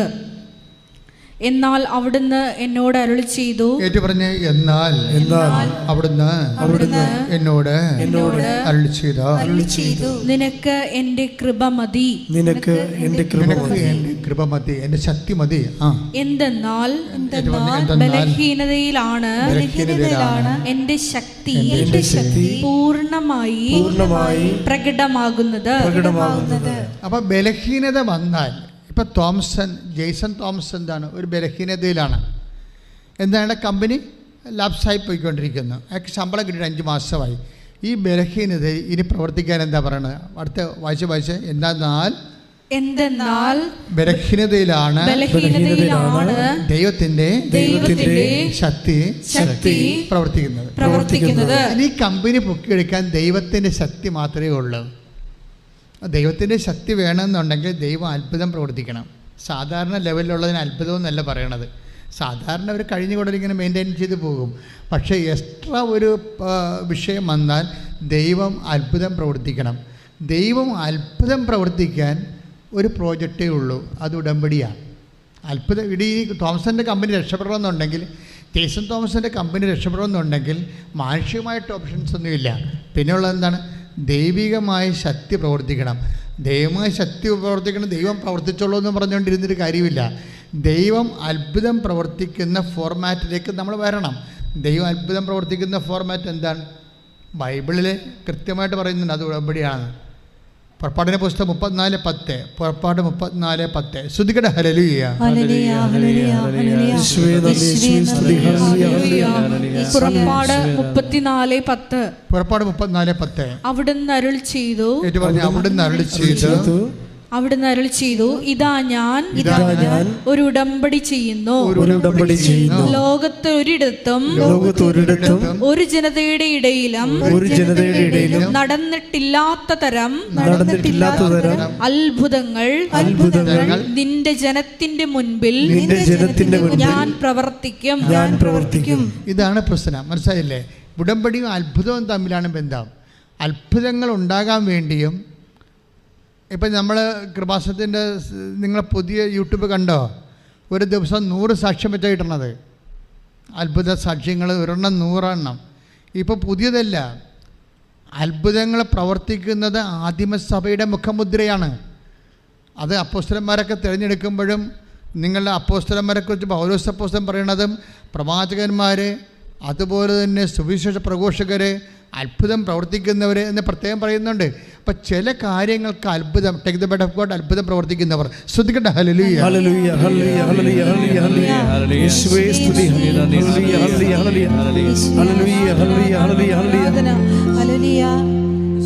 അത്ഭുതങ്ങൾ തീർന്നിട്ടില്ല, അടയാളങ്ങൾ തോർന്നിട്ടില്ല കാലത്തിൽ, ഈ ലോകത്തിൽ. അത്ഭുതങ്ങൾ തീർന്നിട്ടില്ല, അടയാളങ്ങൾ തോർന്നിട്ടില്ല കാലത്തിൽ, ഈ ലോകത്തിൽ. ദൈവശക്തി കുറഞ്ഞിട്ടില്ല, ദൈവത്തിൻ കൈ താഴ്ന്നിട്ടില്ല ലോകത്തിൽ, ഈ കാലത്തിൽ. ദൈവശക്തി കുറഞ്ഞിട്ടില്ല, ദൈവത്തിൻ കൈ താഴ്ന്നിട്ടില്ല ലോകത്തിൽ, ഈ കാലത്തിൽ. 1 കൊരിന്തോസ് 12:28. 1 കൊരിന്തോസ് 12:28. ദൈവം സഭയിൽ ഒന്നാമത് അപ്പോസ്തലന്മാരെയും രണ്ടാമത് പ്രവാചകന്മാരെയും മൂന്നാമത് പ്രബോധകരെയും തുടർന്ന് അത്ഭുത പ്രവർത്തകർ, രോഗശാന്തി നൽകുന്നവർ, സഹായകർ, ഭരണകർത്താക്കൾ, വിവിധ ഭാഷകളിൽ സംസാരിക്കുന്നവർ എന്നിവരെയും നിയമിച്ചിരിക്കുന്നു. അപ്പൊ ഇതെല്ലാം നിയമനമാണ് ശരിക്കും. ഇപ്പൊ സഹായകരെന്ന് പറഞ്ഞു കണ്ടില്ലേ? അപ്പൊ ആദ്യം അപ്പോസ്തലന്മാർ, പിന്നെ പ്രവാചകര്, 4ാം സ്ഥാനത്താണ് ഈ അത്ഭുതം പ്രവർത്തിക്കുന്നവർ, 5ാം സ്ഥാനത്താണ് രോഗശാന്തി പ്രവർത്തിക്കുന്നവരും, അതിൻ്റെ കൂടെ തന്നെയാണ് സഹായകർ. സഹായകരെന്ന് പറഞ്ഞാൽ എന്താണ്? ഇപ്പം നമ്മൾ തന്നെ ഇവിടെ എന്തുമാത്രം എത്രയോ വർക്കേഴ്സ്, 100 വർക്കേഴ്സ് ഉണ്ട് ഇവിടെ. ശുശ്രൂഷകർ എന്ന് പറയുന്ന കർത്താവിൻ്റെ ശുശ്രൂഷ മുന്നോട്ട് കൊണ്ടുപോകാനുള്ള ക്രമീകരണങ്ങൾ ചെയ്യണത്. 10 ഉടമ്പടിക്കേണ്ട 13 കൗണ്ടേഴ്സ് ഉണ്ട്. ഈ 13 കൗണ്ടേഴ്സ് കൊണ്ട് 4.5 മണിക്കൂർ കൊണ്ടാണ് ഉടമ്പടി പ്രോസസ്സായി എടുക്കുന്നത്. അതിനുള്ളിൽ 100 പേരുടെ സഹായം നമുക്ക് കിട്ടിയാലേ ഇത് നടത്തിക്കൊണ്ടു പോകാൻ പറ്റത്തുള്ളൂ. അത് സഹായകരുന്നു. പക്ഷേ അത് സഹായം ഒരു ശുശ്രൂഷയാണ്, അതൊരു ഫങ്ഷനല്ല, ഒരു വർക്കല്ലത്, അതൊരു മിനിസ്ട്രിയാണ്. സഹായകരെ ആദിമസഭ ഉണ്ടായതാണ്. പക്ഷേ ഇതെല്ലാം അപ്പോസ്തലന്മാർക്ക് വിധേയമായിരിക്കണം. അപ്പോസ്തലന്മാരുടെ സ്ഥാനത്തുള്ള ആരാണ്? ബിഷപ്പുമാരാണ്. അതുപോലെ അതിനുശേഷം ഈ പ്രവാചകന്മാർ വരെ ബിഷപ്പുമാരാണ്. അതിനകത്ത് പ്രഘോഷകരുണ്ടാവും, പ്രവാചകരുണ്ടാവും. അതെല്ലാം വചന പ്രഘോഷമായിട്ട് ബന്ധപ്പെട്ട മിഷണറീസാണ്. അപ്പോൾ അവരെല്ലാം ആരായാലും ശരി അപ്പോസ്തലനും വിധേയമായിരിക്കണം. അപ്പോസ്തലനാണ് അധികാരം ദൈവം കൈമാറിയിരിക്കുന്നത്. അപ്പോൾ ഇത് സഭയുടെ ഒരു സ്ട്രക്ചറാണ്. അതിൻ്റെ ഭാഗമായിട്ട് ചില സമയത്ത് ഒരു വ്യക്തിക്ക് ഒരു ദൈവം ഒരു അത്ഭുതം പ്രവർത്തിക്കേണ്ടാതെ നിക്കക്കളില്ലാതെ വരുമോ? ഇപ്പോൾ ജെയ്സൺ തോമസിൻ്റെ പ്രശ്നം അതല്ലേ? ജെയ്സൺ തോമസിനെ സംബന്ധിച്ചിടത്തോളം ഇപ്പോൾ പുറപ്പാട് 34:10 അനുസരിച്ച് കൊണ്ട് ദൈവം ഉടമ്പടി സ്ഥാപിച്ചിരിക്കുന്നത് അത്ഭുതം പ്രവർത്തിക്കാൻ തന്നെയാണ്, ഒരു സംശയമില്ല കരുതിൽ. പക്ഷേ ആ അത്ഭുതം പ്രവർത്തിക്കുമ്പോൾ ഈ ജെയ്സൺ തോമസ് എന്താ ചെയ്തിരിക്കണത്? ഉടമ്പടി എടുത്ത ഉടനെ എന്ത് അത്ഭുതമാണ് അവിടെ നടന്നത്? ഉടമ്പടി എടുത്ത് ആ യൂട്യൂബിൽ കിടക്കുന്നുണ്ട് ആ സാക്ഷ്യം, കഴിഞ്ഞ ആഴ്ച ഇട്ടതാണ്. ഈ ജെയ്സൺ തോമസ് കൂപ്പുകുത്തണ തൻ്റെ സീറോയിലേക്ക് പോയിക്കൊണ്ടിരിക്കുന്ന തകർച്ചയെ ബാധിക്കുന്ന കമ്പനി രക്ഷപ്പെടാൻ വേണ്ടി മാതാവുമായിട്ട് മധ്യസ്ഥയിൽ ഉടമ്പടി ചെയ്ത് കഴിയുമ്പോൾ സെക്കൻഡുകൾക്കുള്ളിൽ ഒരാഴ്ചക്കുള്ളൊരു സംഭവം നടക്കും. എന്താണ്? ബർബേഷ എന്ന് പറയുന്ന ഒരു ഗുജറാത്തുകാരനാണ് CEO. അയാളാണ് ഇതിനെ തലപ്പത്തിരിക്കുന്നത്. അയാളുടെ സ്റ്റിയറിങ്ങിലാണ് കമ്പനി പോണത്. അയാൾക്കാണ് 1 കോടി രൂപ ശമ്പളം, ഒരു വർഷമാണ് 10 ലക്ഷം രൂപ വെച്ച് മാസം. അയാൾ ഈ ഉടമ്പടി എടുത്തോടുകൂടി പൊടുന്നനെ രാജിയായി കളയും. പൊടുന്നനെ രാജിവെച്ച് പോകും, ആരോടും ചോദിക്കാതെ. പൊടുന്നതിനെ രാജിവെച്ച് പോവുകയും കമ്പനിക്ക് പിന്നെ ഓഫർ കിട്ടുകയും പെട്ടെന്ന് കമ്പനി ഷൂട്ടപ്പ് ചെയ്തിട്ട് ജെയ്സൺ തോമസ് CEO ആവും. ഇതിൻ്റെ വിഷയം അതാണ്. ഇത് നമ്മൾ നടക്കുന്ന ഒറ്റ ആഴ്ച കൊണ്ട് നടക്കുന്ന അത്ഭുതമാണിത്. അങ്ങനെ ചില ജീവിതത്തിൻ്റെ ചില ഭാഗത്ത് ദൈവം അത്ഭുതം പ്രവർത്തിക്കാതെ വേറെ ഒരു മാർഗമില്ലാതെ വരും. അതുകൊണ്ടാണ് ഞാൻ നിങ്ങളോട് പറയണത്, ദൈവത്തിന് ചെയ്യാൻ പറ്റുന്ന ജോലി ഉണ്ടെങ്കിൽ മാത്രമേ ഉടമ്പടി എടുക്കാവൂ. നിങ്ങൾക്ക് ചെയ്യാൻ പറ്റുന്നുണ്ടെങ്കിൽ നിങ്ങൾ ദൈവത്തെ കക്ഷി ചേർക്കാതിരിക്കണം നല്ലത്. കാര്യം ദൈവത്തിൻ്റെ നമ്മളിൻ്റെ അടുത്ത് കക്ഷിയാക്കുമ്പോൾ ഫുൾ ആൻഡ് ഫുൾ ദൈവമായിരിക്കണം. ഇത് മറ്റത് കുറച്ച് നിങ്ങളിലും ആശ്രയിക്കും, ദൈവത്തിനും ആശ്രയിക്കും. ഇപ്പം നിങ്ങൾ പഠിക്കുന്നവരുണ്ടെങ്കിൽ, നല്ലോണം പഠിക്കുന്നവരുണ്ടെങ്കിൽ ദൈവം അതിൻ്റെ അടുത്ത് കക്ഷിയാക്കേണ്ട കാര്യമില്ല. അത് നിങ്ങൾക്ക് ജനറ്റിക്കൽ ബ്ലെസ്സിങ്സ് നേരത്തെ തന്നിട്ടുള്ളതാണ്. ഉൽപ്പത്തി 1:28 സന്താന പുഷ്ടിയുടെ പെരുകണം, ഭൂമിയെ കീഴടക്കണം. അപ്പോൾ ജീവിതം ഏത് സാഹചര്യത്തിലായാലും ജീവിതത്തെ കീഴടക്കാനുള്ള ബുദ്ധിയും ശേഷിയും ശേമുഷിയും ഒക്കെ ദൈവം already by birth it is given. അതിന് ജനറ്റിക്കൽ ബ്ലെസ്സിങ്സ് എന്ന് പറയും. ഈ ജനറ്റിക്കൽ ബ്ലെസ്സിങ്സിനെ കവർ ചെയ്തുകൊണ്ട് ഒരു പ്രശ്നം ഉണ്ടായാൽ ആണ് ഉടമ്പടി വരണത് ശരിക്കും. ഇപ്പോൾ കഴിഞ്ഞ ദിവസങ്ങളിൽ ഒരു ബീന എസ് നായർ ഒരു സാക്ഷ്യം പറഞ്ഞു. ബീന എസ് നായർ ആ സാക്ഷ്യമാണ്. എന്താ സാക്ഷ്യം എന്ന് പറയുന്നത്? അവരൊരു ജ്യോതിഷിയാണ്, ജ്യോതിഷം പഠിച്ച ആളാണ്. അപ്പോൾ അവരത് പറയുന്നുണ്ട്, ഞാൻ ജ്യോതിഷിയാണ് എന്ന് പറയുന്നു. പക്ഷെ അവരുടെ സാക്ഷ്യം എന്താണ്? അവരുടെ മകന് 1, 2, 3, 136 കല്യാണമാണ് വരണം. 136 കല്യാണം അവരത് പറയുന്നുണ്ട് സാക്ഷ്യത്തിൽ. 136 കല്യാണം വന്നിട്ട് ഒരെണ്ണം പോലും ഒക്കണില്ല. ഇവനിപ്പോൾ എന്നാ പറ്റി? 36 വയസ്സായി. അപ്പം മെരിട്ട് പോയി. 36 വയസ്സെന്ന് പറയുമ്പോൾ യൂറോപ്യൻസാണ് സാധാരണ 35 വയസ്സിൽ കെട്ടണത്, കല്യാണം കഴിക്കണത്. അവരുടെ പഠനവും പ്രൊഫഷനൊക്കെ സെറ്റ് ചെയ്തിട്ട് അവർ ആരെങ്കിലുമൊക്കെ ഇങ്ങനെ ഡേറ്റ് ചെയ്ത് കുറേ ആൾക്കാർക്ക് ഉപേക്ഷിച്ച് അങ്ങനെ അവസാനം ചൂസ് ചെയ്ത് ആരെങ്കിലും ഒരാളെ കല്യാണം കഴിക്കും. എന്നിട്ട് നിൽക്കുന്നുണ്ടാകുന്നത് വേറെ വിഷയം. അത് അവരുടെ കൾച്ചറിൻ്റെ ഒരു വിഷയമായിട്ട് മാറുകയാണ്. പക്ഷെ നമ്മുടെ കൾച്ചർ അങ്ങനെയല്ല. നമ്മുടെ കൾച്ചറിൽ ഇപ്പോൾ 18 വയസ്സ് തന്നെ ആൾക്കാർ കല്യാണം കഴിക്കാൻ തുടങ്ങിയിട്ടുണ്ട് അല്ലേ? പണ്ട് പോലെ ഇവിടെ നിലവിലുള്ള ആചാരമാണ്. അതല്ലേ ഈ ഏകീകൃത സിവിൽ കോഡ് വേണമെന്ന് ഗവൺമെൻറ് പറയണത്. അതിൻ്റെ ഉദ്ദേശത്തിന് പല ഉദ്ദേശമുണ്ട്. കാര്യം ഇവിടുത്തെ ഒരു പൗരനാകുമ്പോൾ സ്വാഭാവികമായിട്ടും പൊതുവായിട്ടുള്ള ഒരു കോഡ് വേണമെന്ന് ഒരു സെക്യുലർ ഗവൺമെൻറ് ആഗ്രഹിക്കുന്നത് സ്വാഭാവികമാണ്. അത് നമ്മുടെ വിഷയമല്ല. പക്ഷേ ഞാൻ പറഞ്ഞു വരുന്നതിൻ്റെ കാരണം ഇവിടുത്തെ കല്യാണപ്രായം ഒരു 24 വയസ്സാണ് ഒരു മിനിമം. അതായി ആ മിനിമത്തിൽ നിന്ന് മാറിയിട്ട് മെറിറ്റ് പോവുകയാണ്. How he's losing his merit, that's I am pointing. അതായത് അയാളുടെ മെറിറ്റ് എങ്ങനെയാണ് പോണത്?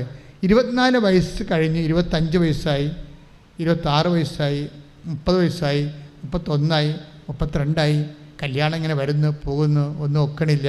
36 വയസ്സായി, 136 കല്യാണങ്ങൾ വരുന്നെന്ന് പറയുമ്പോൾ അവിടെ മെറിറ്റ് 0 മെറിറ്റ് വന്നു. മാനുഷ്യമായി 0 മെറിറ്റായി. ഈ 0 മെറിറ്റായി കഴിഞ്ഞാൽ നമുക്കറിയാമല്ലോ ഉടമ്പടി വർക്ക് ചെയ്താൽ എങ്ങനെ? Not by merit but by grace. Not by merit എന്ന് പറയുന്നുണ്ട്. മെറിറ്റിൻ്റെ അകത്ത് അവിടെ ഒരു സാധനവും ഇല്ല. നിങ്ങളെന്താ പറയുക, പല കാര്യങ്ങളും നിങ്ങൾക്ക് മെറിറ്റുള്ള കാര്യങ്ങളാണ് ഉടമ്പടി വെക്കണത്. അതുകൊണ്ടാണ് നിങ്ങൾക്ക് അതിൻ്റെ അകത്ത് ഇൻവെസ്റ്റ് ചെയ്യാൻ പറ്റാതെ വരണത്. നിങ്ങൾക്കോ ഇതിപ്പോൾ പ്രാർത്ഥിച്ചില്ല നടക്കും.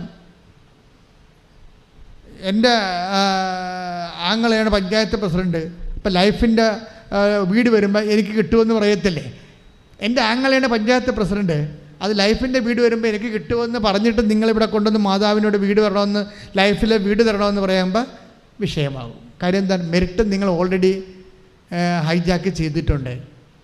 ആങ്ങളെ വെച്ച് നിങ്ങളുടെ മെറിറ്റ് ഹൈജാക്കാക്കി. പിന്നെ അത് ഉടമ്പടി വെച്ച് ദൈവത്തിന് എന്താ നാണം കെടുത്തണത്? അവിടെയാണ് ലാഗിങ് വരേണ്ടത്. ഉടമ്പടി ലാഗിങ് വരരുത്. ഇത് 0 മെറിറ്റാണ്. ഇപ്പോൾ ബീന എസ് നായറിൻ്റെ മകനെ സംബന്ധിച്ചിടത്തോളം കല്യാണം എന്ന് 136 കല്യാണം കഴിഞ്ഞു, വന്നു പോയി, കണ്ടിട്ട് ഒന്നിനും ഒത്തില്ല. പിന്നെ അദ്ദേഹത്തിന് 36 വയസ്സുമായി. 0 മെറിറ്റാണ്. ഈ 0 മെറിറ്റുള്ള ആൾ എങ്ങനെയാണ് ഉടമ്പടി എടുക്കുമ്പോൾ ആ ആഴ്ചത്തെ തന്നെ കല്യാണം നടക്കണത് എങ്ങനെയാണ്? ഇതാണ് പുറപ്പാട് 34:10. എന്താണ്? ഞാൻ നീയുമായിട്ടൊരു ഉടമ്പടി ചെയ്യാം. നിനക്ക് 0 മെറിറ്റാണെങ്കിലും ശരി, ഞാൻ 0 മെറിറ്റ് വരുമ്പോഴാണ് അത്ഭുതം പ്രവർത്തിക്കണത്. വീണ്ടും വചനം വായിച്ചേ. Not by merit but by grace. Ephesians 2:8. ശ്രദ്ധിക്കട്ടെ. ഹല്ലേലൂയ. യേശുവേ നന്ദി. ഹല്ലേലൂയ, ഹല്ലേലൂയ, ഹല്ലേലൂയ. യേശുവേ ആരാധന. യേശുവേ സ്തുതി, യേശുവേ ആരാധന, ആരാധന. ഹല്ലേലൂയ കർത്താവേ. എഫേസ്യസ് 2:8 വിശ്വാസം വഴി കൃപയാലാണ് ഒന്ന് നിങ്ങൾ പറഞ്ഞേ, രക്ഷിക്കപ്പെട്ടത്. വിശ്വാസം വഴി വിശ്വാസം വഴി കൃപയാലാണ് കൃപയാലാണ് നിങ്ങൾ രക്ഷിക്കപ്പെട്ടത്. അത് നിങ്ങൾ നേടിയെടുത്തതല്ല, അത് നിങ്ങൾ നേടിയെടുത്തതല്ല, ദൈവത്തിന്റെ ദാനമാണ്. ദൈവത്തിന്റെ ദാനമാണ്. അപ്പോൾ ദൈവത്തിൻ്റെ ദാനം എന്ന് പറയുമ്പോൾ അത് നിങ്ങൾ നേടിയെടുത്തതല്ല, നിങ്ങൾക്കത് മെറിറ്റില്ലെന്നാണ്. അതാണ് എഫേസ്യർ 2:8. അത് നിങ്ങൾ നേടിയെടുത്തതല്ല, നിങ്ങളുടെ ബുദ്ധി കൊണ്ടോ എഡ്യൂക്കേഷൻ കൊണ്ടോ സ്വാധീനം കൊണ്ടോ അല്ലെങ്കിൽ നിങ്ങളുടെ പ്രയോറിറ്റി കൊണ്ടോ നിങ്ങളുടെ എക്സ്പീരിയൻസ് കൊണ്ടോ നിങ്ങൾ നേടിയെടുത്തതല്ല. അവിടെ നിങ്ങളുടെ നേട്ടം 0 മെറിറ്റാണ്. പിന്നെന്താണ്? ദൈവത്തിൻ്റെ ദാനമാണ്. ഒന്ന് പറഞ്ഞേ, ദൈവത്തിൻ്റെ ദാനമാണ്. 0 മെറിറ്റിൽ വരുമ്പോൾ പിന്നെയുള്ള ഓപ്ഷൻ ദൈവത്തിൻ്റെ ദാനമാണ്. ഈ ദൈവത്തിൻ്റെ ദാനം എപ്പോഴും വരണത് അത്ഭുതങ്ങളുടെ രൂപത്തിലാണ്. നമുക്ക് മെറിറ്റ് ഇല്ലെങ്കിൽ പിന്നെ അത്ഭുതമാണ് ഉണ്ടാകണം. പിന്നെ ഓപ്ഷൻ അതാണ്. അതുകൊണ്ടാണ് ആ അത്ഭുതം പ്രവർത്തിക്കാൻ ഉടമ്പടി തന്നെ വേണമെന്ന് പുറപ്പാട് 34:10 പറയണത്. പുറപ്പാട് 34:10 ഒന്ന് വായിക്കട്ടെ, ശ്രദ്ധിക്കട്ടെ. ഹല്ലേലൂയ, ഹല്ലേലൂയ, ഹല്ലേലൂയ, ഹല്ലേലൂയ, ഹല്ലേലൂയ. യേശുവേ നന്ദി, യേശുവേ സ്തുതി. ഹല്ലേലൂയ. അവിടുന്ന് അരുൾ ചെയ്തു, ഇതാ ഞാൻ ഒരു ഉടമ്പടി ചെയ്യുന്നു. ലോകത്തൊരിടത്തും ഒരു ജനതയുടെ ഇടയിലും നടന്നിട്ടില്ലാത്ത തരം അത്ഭുതങ്ങൾ എന്റെ ജനത്തിന്റെ മുൻപിൽ ഞാൻ പ്രവർത്തിക്കും. ഇത് ദൈവത്തിൻ്റെ വാക്കാണ്. അപ്പം നമ്മൾ ശ്രദ്ധിക്കേണ്ടത്, ഈ ദൈവത്തിൻ്റെ വാക്ക് നിറവേറുമ്പോഴാണ് നമുക്ക് ദൈവത്തിൻ്റെ ദാനങ്ങൾ ലഭിക്കണത്. ദൈവത്തിൻ്റെ ദാനങ്ങൾ ലഭിക്കണമെങ്കിൽ എന്ത് ചെയ്യണം? ബേസിക്കായിട്ട് നമുക്ക് വിശ്വാസം ഉണ്ടാകണം, അല്ലേ? അതാണ് എഫേസ്യസ് 2:8. Take the word of God. വിശ്വാസം. ശ്രദ്ധിക്കട്ടെ. ഹല്ലേലൂയ, എഫേസ്യസ് 2:8 വിശ്വാസം വഴി കൃപയാലാണ് നിങ്ങൾ രക്ഷിക്കപ്പെട്ടത്. അത് നിങ്ങൾ നേടിയെടുത്തതല്ല, ദൈവത്തിന്റെ ദാനമാണ്. Praise the Lord. അപ്പോൾ കൃപയാലാണ് നമ്മൾ രക്ഷിക്കപ്പെടുന്നത്, വീണ്ടെടുക്കപ്പെടുന്നത്. അപ്പോൾ കൃപ ദൈവത്തിൻ്റെ ശക്തിയാണെന്ന് പറയുമ്പോൾ വിശ്വാസം വഴി ഇപ്പം നമ്മൾ 2 കൊരിന്ത്യർ 12:9 2 എഫേസ്യർ 2:8 കൂടി ലിങ്ക് ചെയ്ത് വായിക്കും. മനസ്സിലാക്കേണ്ടത് എന്താണ്? വിശ്വാസം വഴി കൃപയാലാണ്. അത് മീൻസ് ദൈവത്തിൻ്റെ ശക്തിയാലാണ്. ഒന്ന് പറഞ്ഞ, വിശ്വാസം വഴി ദൈവത്തിൻ്റെ കൃപയാലാണ്, അഥവാ ദൈവത്തിൻ്റെ ശക്തിയാലാണ് അത്ഭുതങ്ങള് പ്രവർത്തിക്കപ്പെട്ട് ദൈവത്തിൻ്റെ ദാനം ഉടമ്പടി വഴി നമ്മൾക്ക് ലഭിക്കുന്നത്. കൈ അടിച്ച് കർത്താവിനെ ശ്രദ്ധിക്കട്ടെ. ശക്തി പ്രവർത്തിച്ച് ഞങ്ങളെ സാക്ഷി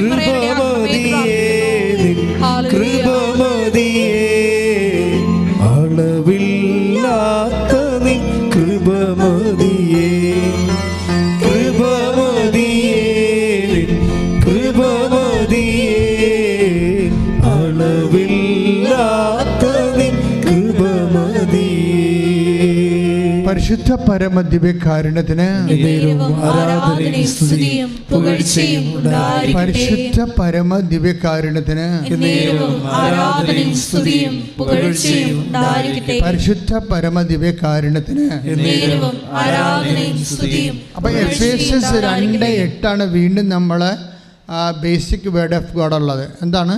വിശ്വാസം വഴി. പറഞ്ഞ്, വിശ്വാസം വഴി കൃപയാലാണ് നമ്മൾ രക്ഷിക്കപ്പെട്ടത്. അത് നമ്മൾ നേടിയതല്ല, ദൈവത്തിന്റെ ദാനമാണ്. അപ്പോൾ ദൈവത്തിന്റെ ദാനം നമുക്ക് ലഭിക്കുന്നത്, ദൈവത്തിന്റെ ശക്തി നമുക്ക് ലഭിക്കുന്നത് ഉടമ്പടി വഴിയാണെന്നാണ് പുറപ്പാട് 34:10 നമ്മൾ വായിച്ചത്. ഞാൻ പറഞ്ഞു വരുന്നൊരു കാര്യം, ഈ വിശ്വാസം വഴി എന്നുള്ളത് ആണ് ഇതിൻ്റെ ഏറ്റവും ടോപ്പായിട്ടുള്ള വേഡ്. വിശ്വാസം വഴി. ഈ വിശ്വാസം ആണ് നമ്മൾ വിശ്വാസം വഴി കൃപയാലാണ്. കൃപ നമുക്ക് ലഭിക്കണത് എങ്ങനെയാണ്? ഫസ്റ്റ് വിശ്വാസം വഴിയാണ്. വിശ്വാസമാണ് ഇതിൻ്റെ ബേസിക് എന്ന് പറയണത്. ഉടമ്പടി ആയാലും ശരി, അതിൻ്റെ ബേസിക് വിശ്വാസം തന്നെയാണ്. പക്ഷേ അതിൻ്റെ കുറച്ചുകൂടി ഈ കള്ളം മൂത്ത് വിനായി ആകണ പോലെ വിശ്വാസം മൂത്ത് വിശ്വസ്തത ഉണ്ടാകും. അത് വേറെ ഒരു സബ്ജക്റ്റാണ്. അത് ഞാൻ വരുന്നുണ്ട്. അതല്ല, ഈ വിശ്വാസം വഴി പറഞ്ഞ് വിശ്വാസം വഴി കൃപയാലാണ് നമ്മള് രക്ഷിക്കപ്പെട്ടത്. അപ്പൊ വിശ്വാസം ആണ് ഇതിൻ്റെ അകത്ത് മെയിൻ സബ്ജക്റ്റ്. വിശ്വാസത്തിൻ്റെ കൈമാറ്റം. വിശ്വാസം എപ്പോഴും വരണത് ആക്ടിവേറ്റ് ആകുന്നത് കൈമാറ്റത്തിലൂടെയാണ്. വിശ്വാസം നമുക്ക് മൂന്നോ നാലോ തരത്തിൽ വിശ്വാസം കൈമാറാൻ പറ്റും. ഒന്ന്, വിശ്വാസം പ്രഖ്യാപനത്തിലൂടെ നമുക്ക് വിശ്വാസം പ്രകടിപ്പിക്കാം. വിശ്വാസ പ്രകടനത്തെക്കുറിച്ചാണ് ഞാൻ നിങ്ങളോട് സംസാരിക്കുന്നത്. ഇപ്പം എന്താ നമ്മുടെ സബ്ജക്റ്റ് എന്താണ്? എഫേസ്യർ 2:8 ഉടമ്പടിയുടെ ആസ്തിവചനങ്ങൾ. എന്താണത്?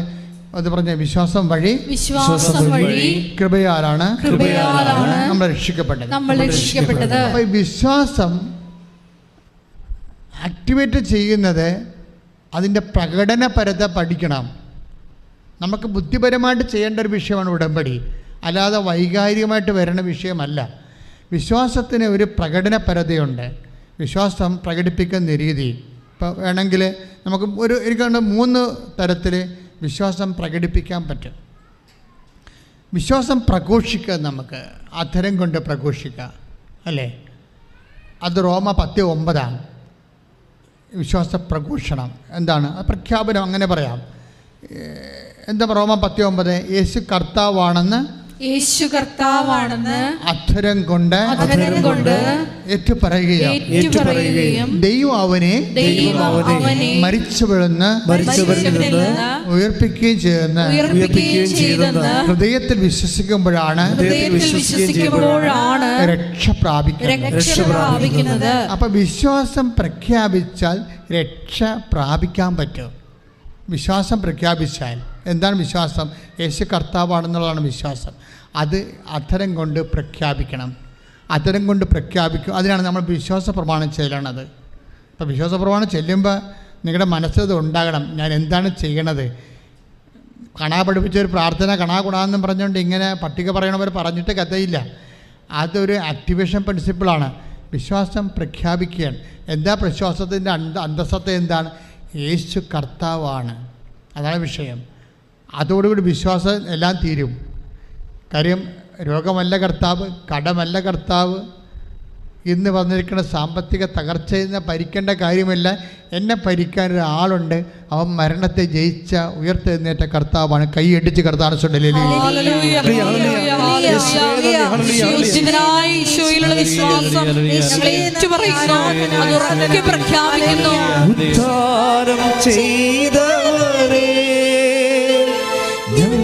ആരാധിക്കുന്നു.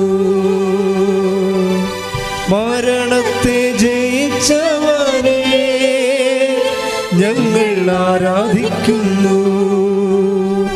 ഉദ്ധാനം ചെയ്തവനെ ഞങ്ങൾ ആരാധിക്കുന്നു. പരിശുദ്ധ പരമദിവ്യകാരുണ്യത്തിന് ആരാധനയും സ്തുതിയും പുകഴ്ചയും ഉണ്ടായിരിക്കട്ടെ. അപ്പോൾ ഉയർത്തെഴുന്നേൽപ്പ്, യേശുവിൻ്റെ ഉയർത്തെഴുന്നേൽപ്പിൽ വിശ്വസിക്കുമ്പോഴാണ് യേശു കർത്താവെന്ന് പറയുന്നത്. അല്ലെങ്കിൽ യേശു മാത്രമാണ്. എൻ്റെ കർത്താവെന്ന് വിളിക്കണമെങ്കിൽ അതിൻ്റെ അർത്ഥം ആ വിശ്വാസി അതിൻ്റെ ദൈവശാസ്ത്രം അറിയുന്നു എന്നതിൻ്റെ അർത്ഥം എന്താണ്? യേശു മരണത്തെ അതിജീവിച്ച് ഉയർത്തെഴുന്നേറ്റ് ജീവൻ്റെ മേൽ കർത്തൃസ്ഥാനമുള്ള ആളാണ്. അതാണ് കർത്താവ്. യേശു കർത്താവാണെന്ന് പറഞ്ഞാൽ തീരാവുന്ന പ്രശ്നമേ മനുഷ്യൻ്റെ ജീവിതത്തിലുള്ളത്. അത് വിശ്വാസ പ്രഖ്യാപനമാണ്. അപ്പോൾ വിശ്വാസം പ്രഖ്യാപിക്കുന്നവർ അതിൻ്റെ മാത്തമാറ്റിക്സ് അറിയണം. അല്ല വെറുതെ എന്ത് യേശു കർത്താവാണെന്ന് പറഞ്ഞാൽ ചുമ്മാ അധരം കൊണ്ട് ഏറ്റു പറയുമ്പോൾ ഹൃദയത്തിൽ ഒരു സെക്കൻഡ് ഫാക്കൽറ്റി ഉണ്ട്. ഇത് നമുക്കറിയാമല്ലോ, ഇത് ഒരു മൗത്താണ്, ഒരു മെഗാഫോണാണിത്. ഈ മെഗാഫോണിൻ്റെ വർക്ക്, ഇത് മെഗാഫോൺ കൊണ്ട് യേശു കർത്താവാണെന്ന് നമ്മൾ സ്വരത്തിൽ പറയുമ്പോൾ അതിൻ്റെ ആസ്തിയിൽ തന്നെ ഹൃദയത്തിൽ വിശ്വസിക്കണം. എന്ത് പറയണം? യേശു കർത്താവാണെന്ന് അധരം കൊണ്ട് ഏറ്റു പറയുമ്പോൾ ഹൃദയത്തിൽ നമ്മൾ വിശ്വസിക്കണം. എന്താണ്? ദൈവം അവനെ മരിച്ചവളെന്ന് ഉയർപ്പിച്ചു എന്നാണ്. അവിടെ പീഡാസഹനങ്ങൾക്കൊന്നും വലിയ പ്രാധാന്യമില്ല. അവിടെ ഉയർത്തുന്നതിന് മാത്രമാണ് പ്രാധാന്യം. അനുദിന ജീവിതത്തിലെ ജീവിത അനുഭവങ്ങളെ അതായത് അതിജീവിക്കാനുള്ള ഒന്നാമത്തെ മാർഗം ഒന്ന് കുരിശും ഒന്ന് ഉയർത്തെഴുന്നേൽപ്പുമാണ്. കുരിശിനെ അതിജീവിക്കുന്നത് ഉയർത്തെഴുന്നേൽപ്പിൻ്റെ കാലം വരെ നമുക്ക് കിട്ടുന്ന ഒരു സഹിഷ്ണുത, ഒരു വിഷയവുമായിട്ട് നമ്മൾ പൊരുത്തപ്പെടാൻ വേണ്ടി ആണ് കുരിശ് നമുക്കൊരു പാഠ്യവിഷയമായി മാറണത്. കുരിശിൻ്റെ കാലം കഴിയുമ്പോൾ യേശുവിനെ കർത്താവ് ഉയർത്തുന്ന ഉത്ഥാനത്തിൻ്റെ കാലം വരും. അപ്പോഴും ഞാൻ കർത്താവിൻ്റെ സാക്ഷിയായിട്ട് പ്രഘോഷിക്കും. സാക്ഷ്യത്തിന് വേണ്ടി ഒരിക്കലാണ് ഈ കുരിശ് ചെയ്യണത്. ദുഃഖാനുഭവങ്ങളും ദുരിതാനുഭവങ്ങളും രോഗാനുഭവങ്ങളും ഒക്കെ ചെയ്യണത് ക്രിസ്തുവിലേക്കുള്ള ഉത്ഥാനം ചെയ്ത ക്രിസ്തുവിലേക്കുള്ള നമ്മുടെ ദൂരമാണ്. കൈയിട്ടിച്ച് കർത്താവിന്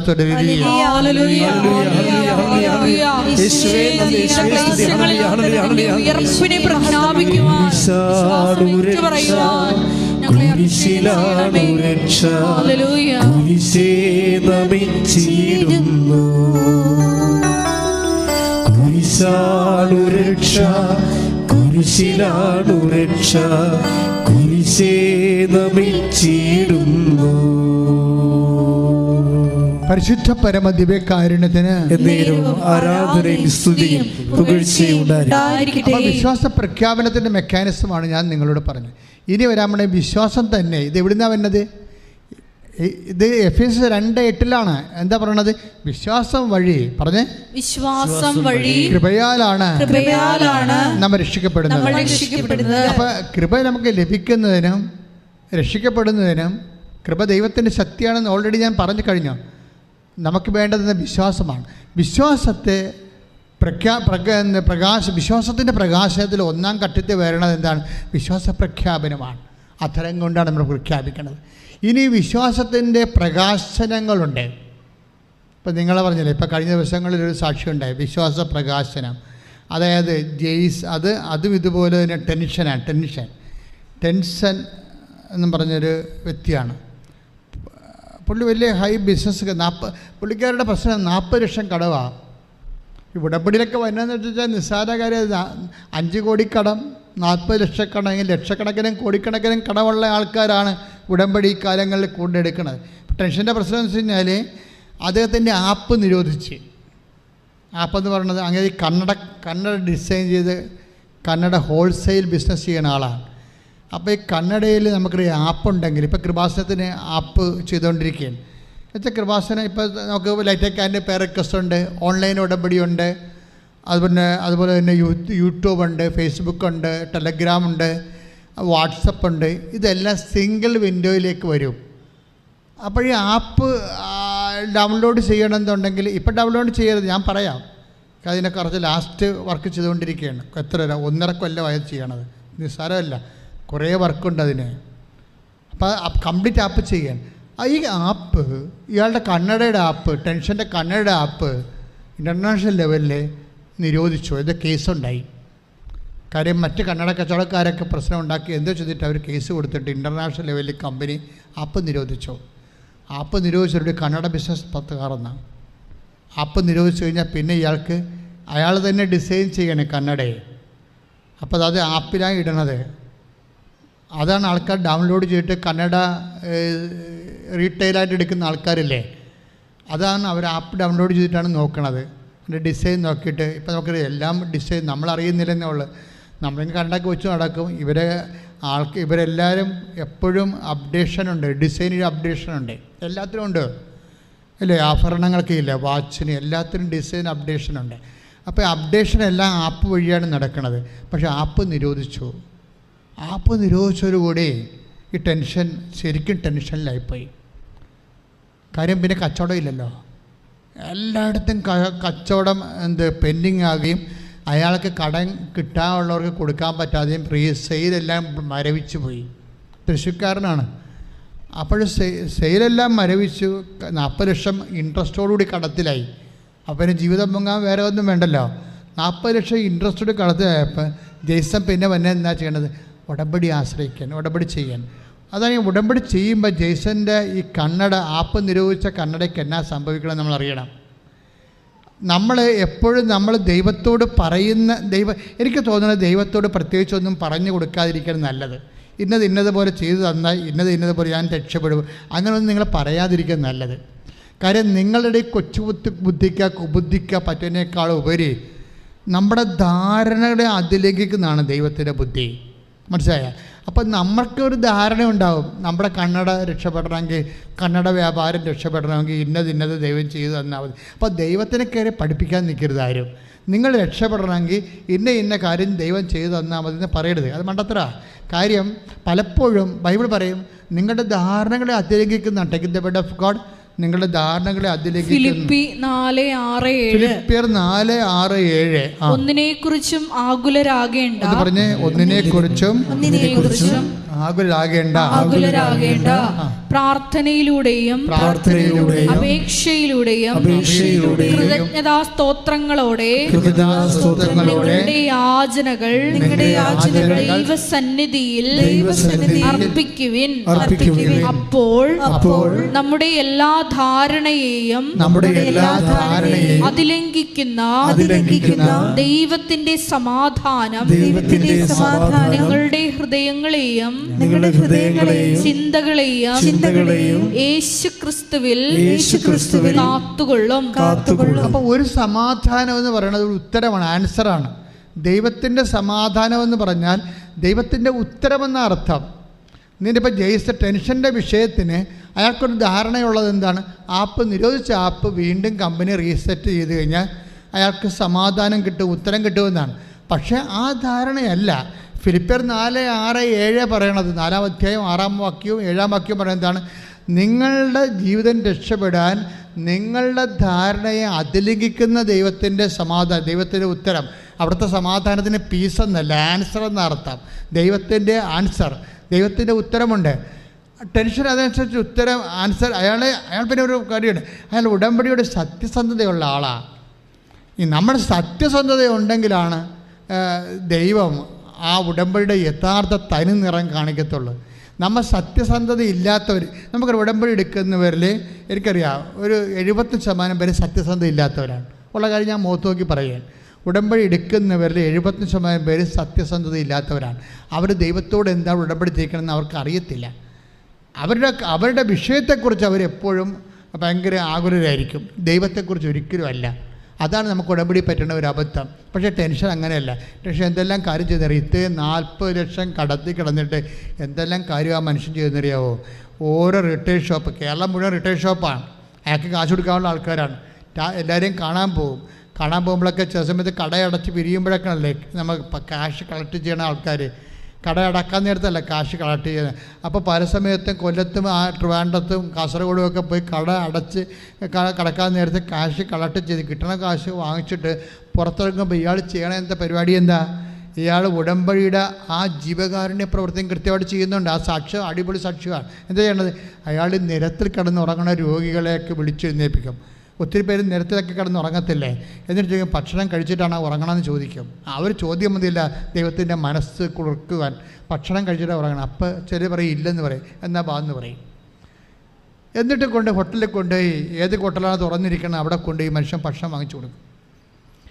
ഇവിടെ വന്നിരിക്കണം എന്താ പരിപാടി? ഇവിടെ വന്നിട്ട് ഇവിടെ നിന്ന് 1 കെട്ട് പത്രമാണ് നമ്മൾ മേടിക്കാൻ പറയണത്. പക്ഷേ പുള്ളി 5 കെട്ട് പത്രം മേടിക്കും. 5 കെട്ട് പത്രം മേടിച്ച് എന്താണ് ഈ വലിയൊരു ബിസിനസ്സുകാരനാണ് ചെയ്യണത്. അയാൾ ഓരോ മെഡിക്കലിൻ്റെ വാതിക്കൽ പോയി നിൽക്കും. ഓരോ മെഡിക്കൽ, ആ സാക്ഷി നിങ്ങളൊന്ന് കേൾക്കണം, ടെൻഷൻ്റെ. ഓരോ മെഡിക്കലിൻ്റെ വാതിക്കൽ പോയി നിൽക്കും. എന്നിട്ട് ഓരോരുത്തരോട് പറയും.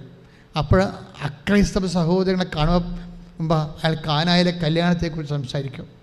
ഒരു മനുഷ്യൻ വചനം പ്രഘോഷിക്കണേ, അയാൾ തകർന്ന് തരിപ്പണമായിരിക്കുന്ന സമയമാണ്. പക്ഷെ അതല്ല, സുവിശേഷത്തിന് വിലങ്ങ് വെച്ചിട്ടില്ല. Take the word of God. സാഹചര്യം അനുകൂലമായിരിക്കും, അല്ലാത്തപ്പോഴും take the word of God. ശ്രദ്ധിക്കട്ടെ.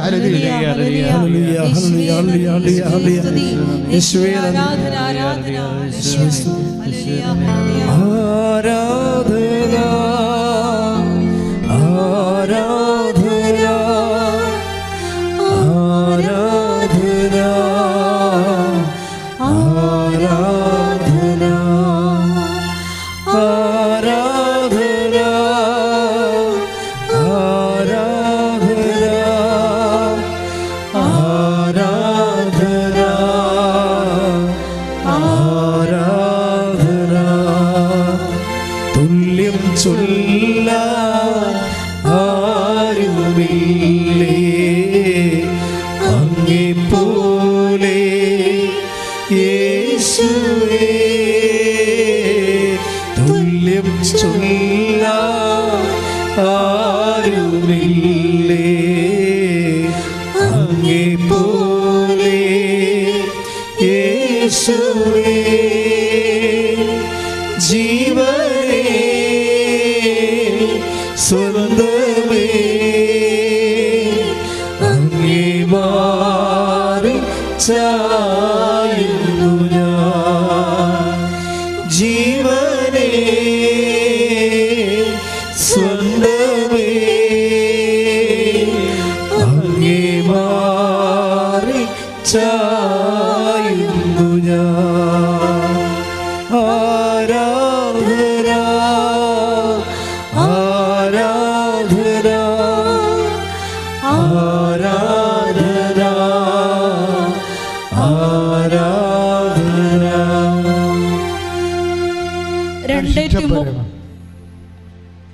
പരിശുദ്ധ പരമ ദിവ്യകാരുണ്യത്തിന് എന്നേരവും ആരാധനയും സ്തുതിയും പുകഴ്ചയും ഉണ്ടായിരിക്കട്ടെ. 2 തിമോത്തി 4:2.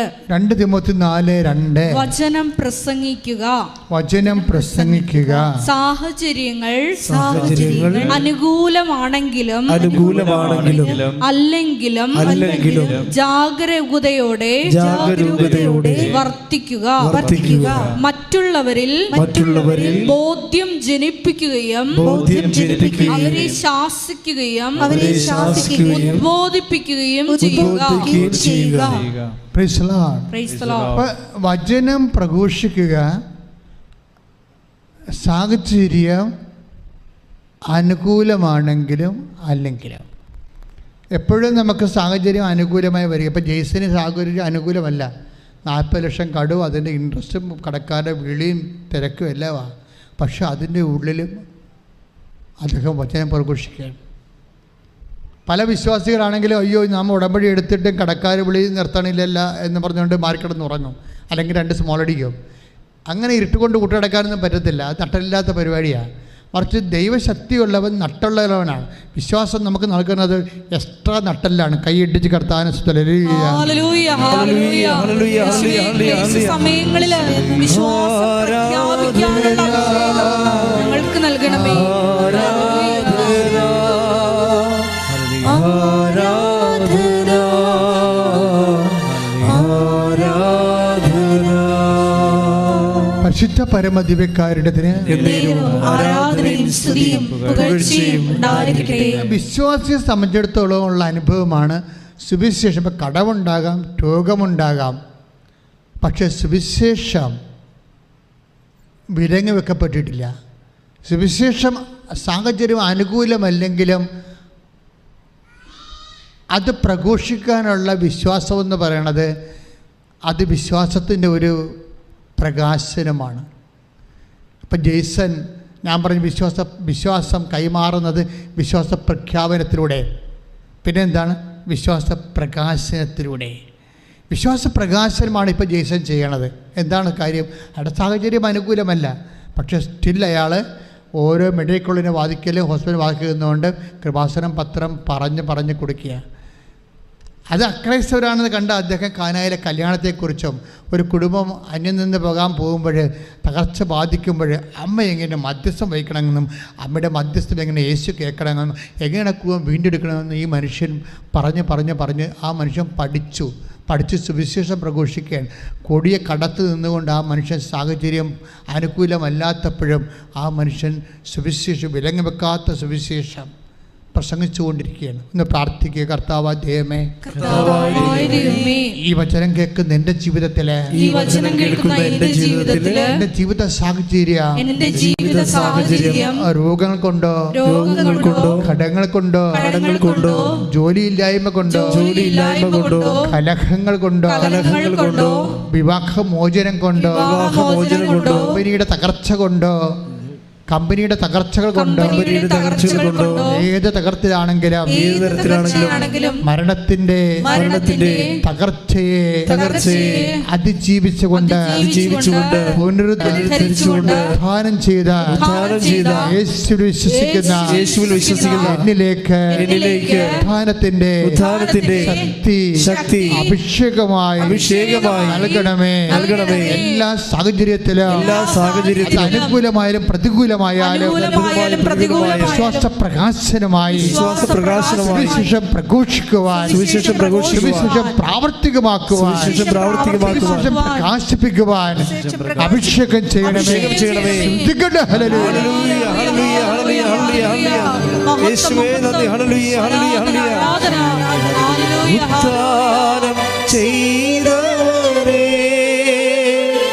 ഞങ്ങൾ ആരാധിക്കുന്നു, മരണത്തെ ജയിച്ചവരെ ഞങ്ങൾ ആരാധിക്കുന്നു,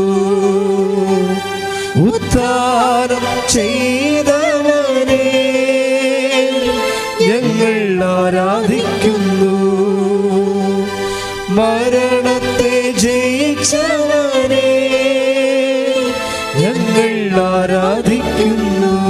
പരിശുദ്ധ പരമ ദിവ്യകാരുണ്യത്തിന് ആരാധനയും സ്തുതിയും പുകഴ്ചയും ഉണ്ടായിരിക്കട്ടെ. ഇതുകൊണ്ടൊന്നും തീർന്നില്ല. പുള്ളിക്കാരൻ ആൾക്കാരെ കളക്ട് ചെയ്ത് നാട്ടിലൊക്കെ ഇറങ്ങി പ്രവർത്തിച്ചു. എല്ലാം ഒരു വണ്ടിയൊക്കെ ബുക്ക് ചെയ്ത് ആൾക്കാരെ കൊണ്ടുവന്ന് കൃപാസനത്തിൽ ഉടമ്പടി എടുപ്പിക്കാൻ തുടങ്ങി. ഇപ്പോഴും ഈ മനുഷ്യൻ്റെ വിഷയത്തിൽ സമാധാനമൊന്നും ഉണ്ടായിട്ടില്ലേ?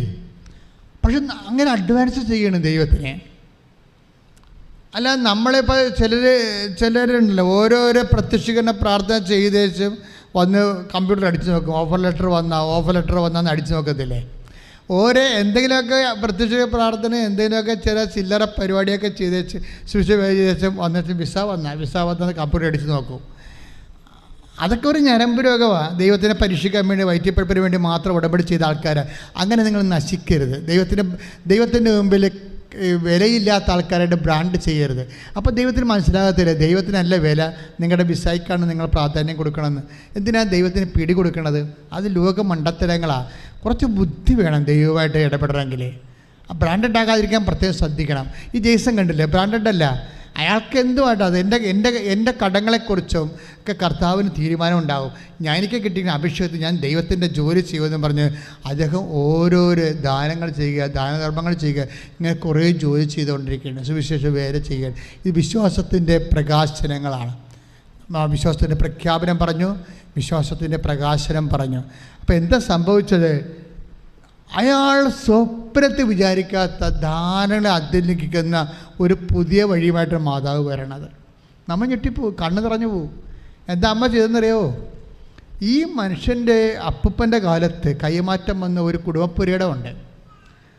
അപ്പൂപ്പൻ അദ്ദേഹത്തിൻ്റെ ചേട്ടന് കൊടുത്തതാണ് ആ പുരയിടം. ചേട്ടൻ അത് ചേട്ടൻ്റെ മകൾക്ക് കൊടുത്തു. അവളെ വേറെ സ്ഥലത്ത് കെട്ടിച്ചു വിട്ടു. അവരെല്ലാം അമേരിക്ക സെറ്റിൽഡാണ് വർഷങ്ങളായിട്ട്. ഈ പുരയുടെ ഇവിടെ നാട്ടിൽ കിടപ്പുണ്ട്. ഈ പുരയുടെ ചാർജ് അത് തീർ കൊടുത്തതാണ്. ആ പുരയിടം ഗവൺമെൻറ്റിൽ ഈ ടാക്സ് അടക്കാതെ കാലഹരണപ്പെട്ട് ഗവൺമെൻറ് കൈകയറാൻ പോയി. അപ്പോൾ ഇത് ആരോ ഇവരെ നേരത്തെ അറിയിച്ചിട്ടുണ്ട്, നിങ്ങളുടെ പുരയുടെ മിക്കവാറും സർക്കാർ ഭൂമിയായിട്ട് മിച്ച ഭൂമിയായിട്ട് കണ്ടുകെട്ടാൻ സാധ്യതയുണ്ട്. കാര്യം ഇത് അവർ ടാക്സ് അടക്കണില്ലല്ല. അപ്പോൾ അങ്ങനെ വരുമ്പോൾ ഒരു സുപ്രഭാതത്തിൽ, അത് പണ്ട് നടന്ന കാര്യമാണ്. അപ്പം ജീവിച്ചിരുന്ന കാലത്ത് ഇവിടുന്ന് നാട്ടിൽ നിന്ന് പറഞ്ഞതാണ്, പുരയിടം കാലഹരണപ്പെട്ടുകൊണ്ടിരിക്കുകയാണ്, മിച്ചഭൂമിയായി പോകുന്നതൊക്കെ പറഞ്ഞതാണ്. പക്ഷെ ഒരു സുപ്രഭാതത്തിൽ ഈ വല്യപ്പൻ കൈമാറ്റം ചെയ്ത ആ വല്യപ്പൻ്റെ മകള് നാട്ടിൽ വന്നിട്ട് ആ പുരയിടം ജെയ്സനും 6 പേർക്കുമായിട്ട് വീതിച്ച് തീർ കൊടുക്കും. അപ്പോൾ ഒരു 36 സെൻറ്റ് അയാൾക്ക് കിട്ടും. 36 സെൻറ്റ് പെട്ടെന്ന് നിൽക്കണം. ഒരു സുപ്രഭാതത്തിൽ 36 സെൻറ്റ് ഇങ്ങനെ പൊങ്ങി വരികയാണ്. ദൈവം ഒരു സൊല്യൂഷൻ ഉണ്ടായിക്കൊണ്ട് വരുന്ന സംഭവമില്ലേ ദൈവം. എന്നിട്ട് എന്താ അമ്മ ചെയ്തിരിക്കണത്? ജെയ്സൺ എന്താ ചെയ്തിരിക്കണത്? ജെയ്സൺ കൊണ്ട് ഉടമ്പടി ഉപ്പ് കൊണ്ടുപോയി വിശ്വാസ പ്രമാണം ചൊല്ലി ഈ 36 സെൻറ്റിൽ അങ്ങോട്ട് തളിക്കും. എന്താ കാര്യം? പുള്ളിക്ക് ജപ്തിയായി വരികയാണ്. അതുകൊണ്ട് ഈ പുരയിടത്തിൽ കൊണ്ട് ഉടമ്പടി ഉപ്പ് വിതറും. ഉപ്പ് വിതറി ഏതാണ്ട് 3 ദിവസത്തിനുള്ളിൽ പുരയിടം കച്ചവടമാകും. പുരയിടം കച്ചവടമായി ഈ 40 ലക്ഷത്തെ കൂടുതൽ അടക്കാനുള്ള കാശ് കിട്ടണമല്ല, ബാങ്കിൽ നിന്ന് 1 day സെറ്റിൽമെൻറ്റ് വരും. അപ്പോൾ പിന്നെയും പകുതിയായിട്ട് കടം കുറയും. അതായത് ഒരു വിഷയം നോക്കിയാൽ ദൈവം എന്ത് ജെനുവിനായിട്ടാണ് ഒരു മനുഷ്യനെ ഇട്ട് ഉടമ്പടി ടെക്കേറ്റ്. ഉടമ്പടിയോട് നമ്മൾ വിശ്വസ്തരാണെന്ന് ദൈവത്തിന് തോന്നിയാൽ, ജെയ്സന് ഒരു 1.5 വിശ്വസ്തത കാണിച്ചിരിക്കണത്. 1.5 ദൈവത്തിന് വിശ്വസ്തത ഭയങ്കര ഇഷ്ടമാണ്. കാര്യം ദൈവത്തിൻ്റെ സ്വഭാവമാണ് വിശ്വസ്തത എന്ന് പറയണത്. അപ്പോൾ ഇവൻ ഒരു ദൈവത്തോട് ഉടമ്പടി വിശ്വസ്തത എന്ന് പറയുമ്പോൾ ദൈവം തന്നെ ഒരു ബുദ്ധിയിൽ ഒരു പാക്കേജ് കണ്ടുപിടിച്ചിട്ട് ഇവനെ ലിഫ്റ്റ് ചെയ്യണം. അത് വല്ലാത്തൊരു ലിഫ്റ്റിംഗ് ആയിപ്പോയി. അതായത് അത്ര നമ്മളെ ഒന്നും ചിന്തിക്കാത്ത. അതുകൊണ്ട് ഞാൻ പറഞ്ഞു, ദൈവത്തിന് നിങ്ങൾ വരച്ച് കൊടുക്കരുതെന്ന് പറഞ്ഞതിൻ്റെ കാര്യം. ദൈവം വരക്കട്ടെ. ദൈവം വരക്കുമ്പോൾ അമർത്തി കുലുക്കി നിറച്ചളന്ന് 36:6 6:36 ശ്രദ്ധിക്കട്ടെ. ഹല്ലേലൂയ അല്ലേ? ലൂക്കാ 6:36-38 ശ്രദ്ധിക്കട്ടെ. ലൂക്കാ 6:38 കൊടുക്കുവിൻ നിങ്ങൾക്കും ലഭിക്കും. പറഞ്ഞു, കൊടുക്കുവിൻ നിങ്ങൾക്കും ലഭിക്കാം. അമർത്തിക്കുലുക്കി നിറച്ചളന്ന് അവർ നിങ്ങളുടെ മടിയിലിട്ട് തരും. വലിയ സംഭവം. അതേ ഇപ്പം ജെയ്സൺ കൊടുക്കണല്ല, എല്ലാവർക്കും കൊടുക്കണം. ആകാശിലെ കടവാണ്. അപ്പോഴും ആൾക്കാരെ വിളിച്ചു നടത്തി കൊടുത്തുകൊണ്ടിരിക്കുക. ദൈവത്തിന് സുവിശേഷം പ്രഘോഷിച്ചുകൊണ്ടിരിക്കുന്നത്. അതാണ് ഈശോ പറയണത്, കൊടുക്കുവിൻ നിങ്ങൾക്ക് ലഭിക്കും. പക്ഷെ ദൈവം തന്നെ എങ്ങനെയാണ്? അമർത്തി കുലുക്കി നിറച്ച് അളന്ന് അവൻ നിൻ്റെ മടിയിലോട്ട് ചൊരിയും. കാര്യം 1 day സെറ്റിൽമെൻറ്റിൽ കടങ്ങൾ കുറഞ്ഞ്. അതുകൂടാതെ 2 പുരയിടമാണ് കിട്ടിയിരിക്കുന്നത്. 2 പുരയിടം വിട്ട് ഒരു 26 ഒരു 39 സെൻറ്റാണ് വിറ്റ് പോയിരിക്കുന്നത്. അതെല്ലാം പണം പടവടാന്ന് കിട്ടുകയാണ് അത് മനുഷ്യന്. അതിപ്പോൾ എത്രയോ വർഷങ്ങളായിട്ട് വിൽക്കാത്ത പുരയിടമൊക്കെ പടയെന്ന് വിറ്റുപോയി. ദൈവം ഈ വിഷയം ഏറ്റെടുക്കാൻ വേണ്ടി നിങ്ങൾ ദൈവത്തിൻ്റെ തിരുസന്നിധിയിൽ ഉടമ്പടി സത്യസന്ധരാകാൻ വേണ്ടി പ്രത്യേകം പ്രാർത്ഥിക്കുക. കർത്താവ് ദൈവമേ, ഉടമ്പടി സത്യസന്ധരാകാൻ വേണ്ടി ദൈവസ്നേഹത്തോടെ ഉടമ്പടി പ്രയോഗിക്കുവാൻ ഞങ്ങളെ അഭിഷേകം ചെയ്യണമേ. ശ്രദ്ധിക്കട്ടെ. ഉടമ്പടി എടുത്തിരിക്കുന്ന ഞങ്ങൾ ഓരോരുത്തരും നിബന്ധനകൾ വിശ്വസ്താപൂർവം ദൈവസ്നേഹത്തോട് ചെയ്യുവാൻ അഭിഷേകം ചെയ്യണമേ. പ്രാർത്ഥനയിൽ അമ്മ ഉടനടി പരിഹാരമേകും. ഉടമ്പടി പ്രാർത്ഥനയിൽ അമ്മ ഉടനടി പരിഹാരമേകും. അവൻ പറയുന്നതു ചെയ്തിടുകിൽ ജീവിതം ധന്യമായി തീർന്നിടും. അവൻ പറയുന്നതു ചെയ്തിടുകിൽ ജീവിതം ധന്യമായി തീർന്നിടും. എന്താ സംഭവിച്ചു കഴിഞ്ഞാൽ നമ്മളിപ്പോൾ വിശ്വാസത്തെയാണ്. ഇപ്പം നിങ്ങളെ കഥ അറിയാതെ ആട്ടം കാണരുത്. വളരെ സിസ്റ്റമാറ്റിക്കായിട്ടാണ് ഈ ശുശ്രൂഷ പോണത്. ഇതിൻ്റെ വിഷയം എന്താണ്? എഫേസ്യസ് 2:8 എന്താണ്? വിശ്വാസം വഴി പറഞ്ഞേ, കൃപയാലാണ് നമ്മൾ രക്ഷിക്കപ്പെട്ടത്. അത് നമ്മുടെ അധ്വാനത്തിന്റെ ഫലമല്ല, ദൈവത്തിന്റെ ദാനമാണ്. അപ്പൊ വിശ്വാസം വഴിയാണ് നമുക്ക് ദാനം ലഭിക്കുക എന്ന് നമുക്ക് കണ്ടത്. അപ്പൊ വിശ്വാസം വഴി ദാനം എങ്ങനെയാണ് ലഭിക്കണമെന്നാണ് നമ്മൾ പിന്നെ കണ്ടത്. വിശ്വാസം പ്രകാശനത്തിലൂടെയാണ്, വിശ്വാസം പ്രഖ്യാപനത്തിലൂടെ. അത്തരം കൊണ്ട് നമ്മൾ പ്രഖ്യാപിക്കുന്നു, വിശ്വാസ പ്രമാണം ചെല്ലുന്നു, പ്രാർത്ഥന ചെല്ലുന്നു. അതെല്ലാം വിശ്വാസ പ്രഖ്യാപനമാണ്. രണ്ടാമത്തെ എന്താണ്? വിശ്വാസ പ്രകാശനമാണ്. ഈ ജെയ്സൺ ചെയ്ത മുഴുവൻ വിശ്വാസ പ്രകാശനം കൂടിയാണ് ചെയ്തിരിക്കുന്നത്. അതുപോലെ തന്നെ വിശ്വാസ പ്രയോഗമുണ്ട്. അയാളെ വിൽക്കാത്ത സ്ഥലത്ത് കൊണ്ടുപോയി വിശ്വാസ പ്രമാണം ചൊല്ലിയിട്ട് ഉപ്പിടുമ്പോഴെന്താ സംഭവം? അത് പ്രയോഗമാണ്. വിശ്വാസം 3-4 തരത്തിലാണ്. ഉടമ്പടി പോലെ ഇത്രയും മനോഹരമായ രീതിയിൽ വിശ്വാസത്തിൻ്റെ സമഗ്രത പ്രകാശിപ്പിക്കുന്ന മറ്റൊരു പ്രാർത്ഥനാ രൂപം ഉണ്ടാകത്തില്ല. ഇത് വിശ്വാസ പ്രയോഗമാണ്. വിശ്വാസം പ്രയോഗിക്കുകയാണ്. പ്രഖ്യാപിക്കുന്നു, പ്രകാശിപ്പിക്കുന്നു, പ്രയോഗിക്കുന്നു. വിശ്വാസ പ്രയോഗമാണ്. വിശ്വാസ പ്രയോഗത്തിൻ്റെ ഏറ്റവും ശക്തമായ ഇപ്പം മേരി ബെന്നി ജോസഫ് ബെന്നി എന്ന് പറയുന്നത് സ്ത്രീയാണ് കേട്ടോ.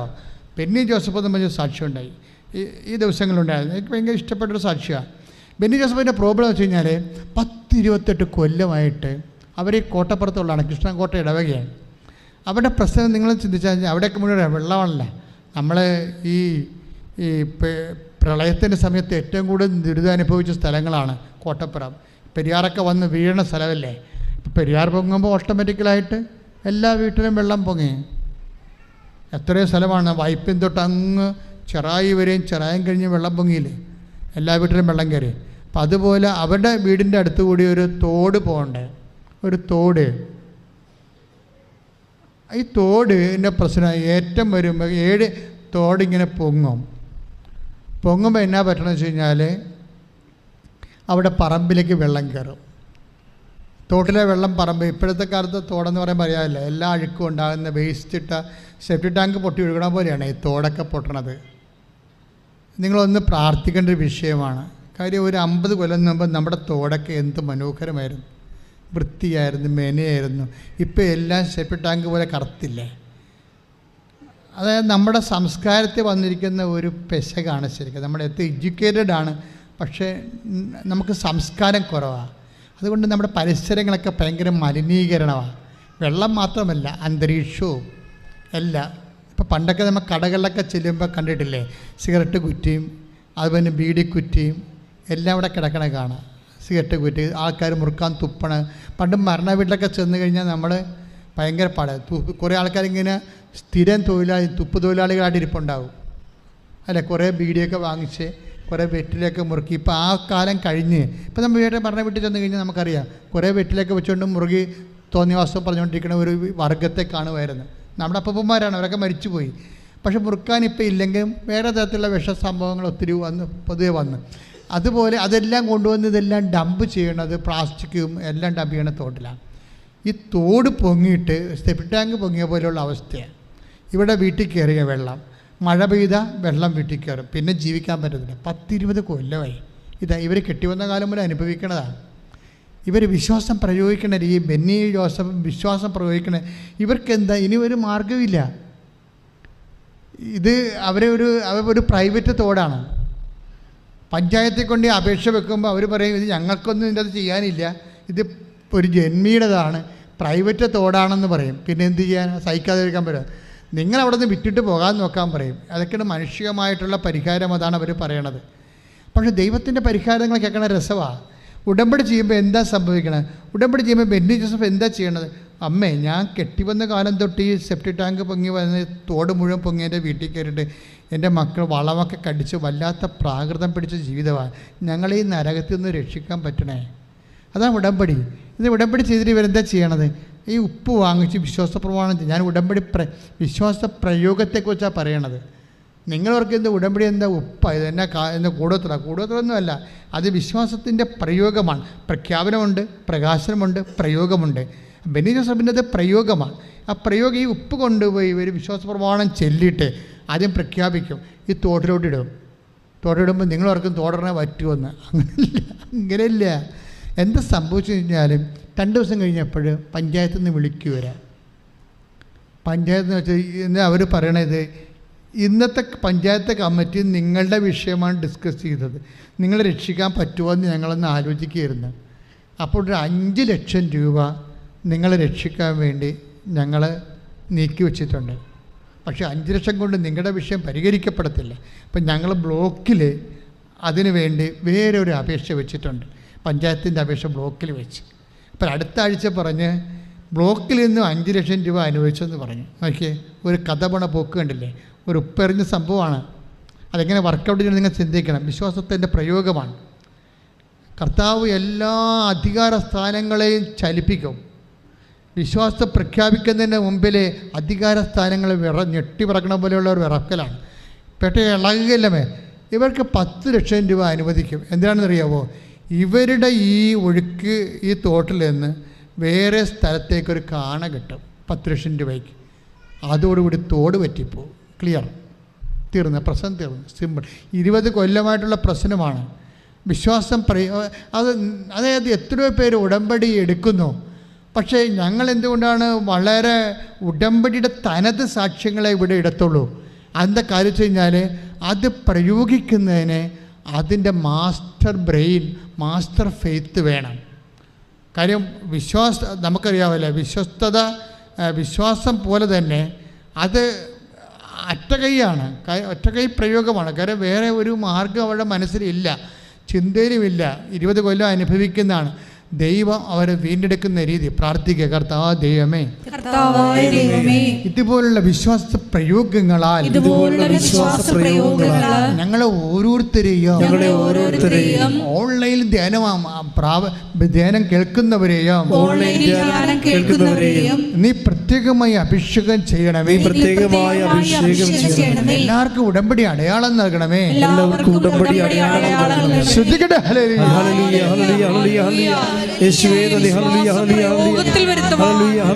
ഞങ്ങളെ ശക്തീകരിക്കണമേ എന്ന് പ്രാർത്ഥിക്കുന്നു. ഹല്ലേലൂയ, ഹല്ലേലൂയ, മഹത്വം, മഹത്വം, ആരാധന, ആരാധന. Hallelujah, hallelujah. എല്ലാവരും എഴുന്നേറ്റ് നിൽക്കുക. എഴുന്നേറ്റ് നിന്ന് കരങ്ങളടിച്ച് കേട്ട വചനങ്ങൾക്ക് എല്ലാം നന്ദി പറഞ്ഞ് നമുക്ക് പ്രാർത്ഥിക്കാം.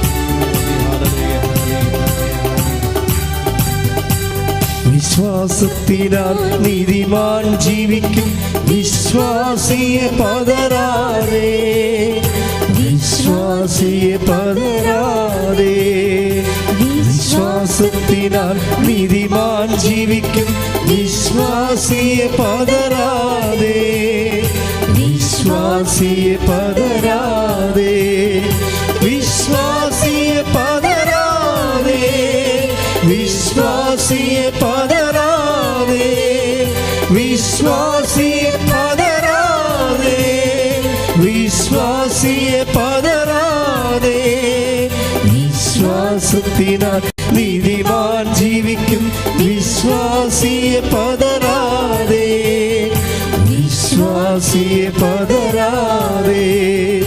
വിശ്വാസത്തിനാൽ നീതിമാൻ ജീവിക്കും, വിശ്വാസിയെ പതരാതെ, വിശ്വാസിയെ പതരാതെ, വിശ്വാസിയെ പതരാതെ, വിശ്വാസിയെ പതരാതെ, വിശ്വാസിയെ പതരാതെ, വിശ്വാസിയെ പതരാതെ.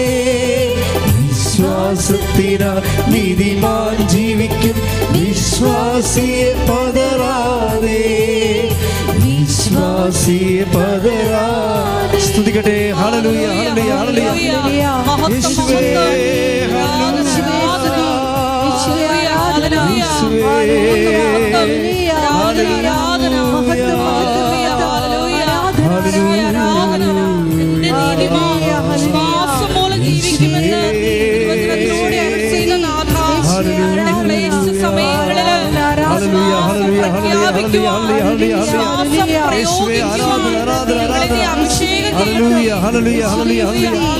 യേശുവേ,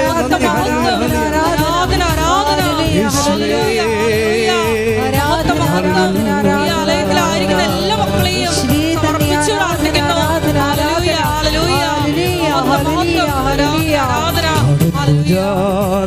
വിശ്വാസത്താൽ എൻ മുൻപിൽ ചെങ്കടൽ രണ്ടാകുന്നു കാണുന്നു ഞാൻ.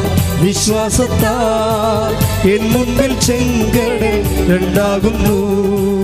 കാണാത്ത കാര്യങ്ങൾ കൺമുൻപിലെന്നപ്പോൾ, കാണാത്ത കാര്യങ്ങൾ കൺമുൻപിലെന്നപ്പോൾ വിശ്വസിച്ചിടുന്നു എൻ കർത്താവേ, വിശ്വസിച്ചിടുന്നു എൻ കർത്താവേ. കാണുന്നു ഞാൻ വിശ്വാസത്താൽ എൻ മുൻപിൽ ചെങ്കടൽ രണ്ടാകുന്നു. കാണുന്നു ഞാൻ വിശ്വാസത്താൽ എൻ മുൻപിൽ ചെങ്കടൽ രണ്ടാകുന്നു. പരിശുദ്ധ പരമദിവ്യകാരുണ്യത്തിന് ആരാധനയും സ്തുതിയും പുകഴ്ചയും ഉണ്ടായിരിക്കട്ടെ. പരിശുദ്ധ പരമദിവ്യകാരുണ്യത്തിന് ആരാധനയും സ്തുതിയും പുകഴ്ചയും ഉണ്ടായിരിക്കട്ടെ. പരിശുദ്ധ പരമദിവ്യകാരുണ്യത്തിന് ആരാധനയും സ്തുതിയും പുകഴ്ചയും ഉണ്ടായിരിക്കട്ടെ. സന്തോഷത്തിലിരിക്കുക. എൻ്റെ പ്രിയപ്പെട്ടവരെ, നമ്മൾ ഉപ്പൊക്കെ വിതറുക, പ്രാർത്ഥിക്കുക എന്നൊക്കെ പറയുമ്പോൾ നിങ്ങൾ ഓർക്കും അതൊക്കെ എന്തോ ഈ വേറെ മന്ത്രതന്ത്രങ്ങളും കൂടുതലൊക്കെ ചെയ്യുന്ന ആൾക്കാർ ചെയ്യണമല്ലേ. നിങ്ങൾക്ക് അതായത് അത് അവരുടെ വിഷയം വേറെ, അതൊന്നുമല്ല നമ്മുടെ വിഷയം. ബൈബിൾ ഉടമ്പടിയുമായിട്ട് ഉപ്പ് എങ്ങനെയാണ് പ്രധാനപ്പെട്ടത്. നമ്മൾ ഉടമ്പടിയിൽ കിട്ടുന്ന ഒരു സംഭവമാണ് ഉപ്പ്, വെഞ്ചരിച്ച ഉപ്പ്. അതിൻ്റെ പ്രയോഗമാണ് ഈ പറഞ്ഞുകൊണ്ടിരിക്കുന്നത്. എന്തുകൊണ്ടാണ് ഇതിന് പ്രാധാന്യം? ഉടമ്പടിയുടെ അടയാളമാണ് ബൈബിളിൽ ഉപ്പെന്ന് പറയണത്. ഉടമ്പടി ഇല്ലാത്ത ഒരു നേർച്ച വസ്തുവും ഞങ്ങൾ നിങ്ങൾക്ക് തന്നിട്ടില്ല. തേനൊന്നും ഉടമ്പടിയിലില്ല, അത് നിങ്ങൾ ഉടമ്പടി ഭാഗമായിട്ട് നിങ്ങൾക്ക് തരണില്ല. പക്ഷേ ഉപ്പ് ഉടമ്പടിയുടെ ഭാഗമാണ്. അത് ഉടമ്പടി ചെയ്തതിൻ്റെ അടയാളമാണ് ഉപ്പ്. അത് നീക്കിക്കളയരുതെന്നാണ് ബൈബിൾ പറയണത്. ഒരു വസ്തു ഉടമ്പടിയുടെ ഭാഗമാണെങ്കിൽ അതിൻ്റെ ഉപ്പ് തളിക്കപ്പെടണം. അതുകൊണ്ടാണ് ഉടമ്പടിയുടെ ഉപ്പ് നീക്കിക്കളയരുതെന്ന് ബൈബിൾ കർശനമായിട്ട് പറയണത്. ഇപ്പം ലെവയ പുസ്തകമില്ലേ, ലെവയ 2:13 എടുത്ത് ശ്രദ്ധിക്കട്ടെ. ഹല്ലേലൂയ.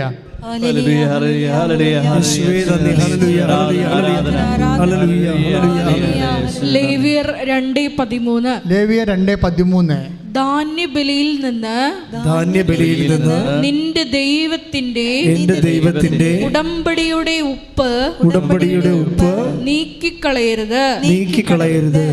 എല്ലാ ധാന്യബലിയോടും കൂടെ ഉപ്പ് സമർപ്പിക്കണം.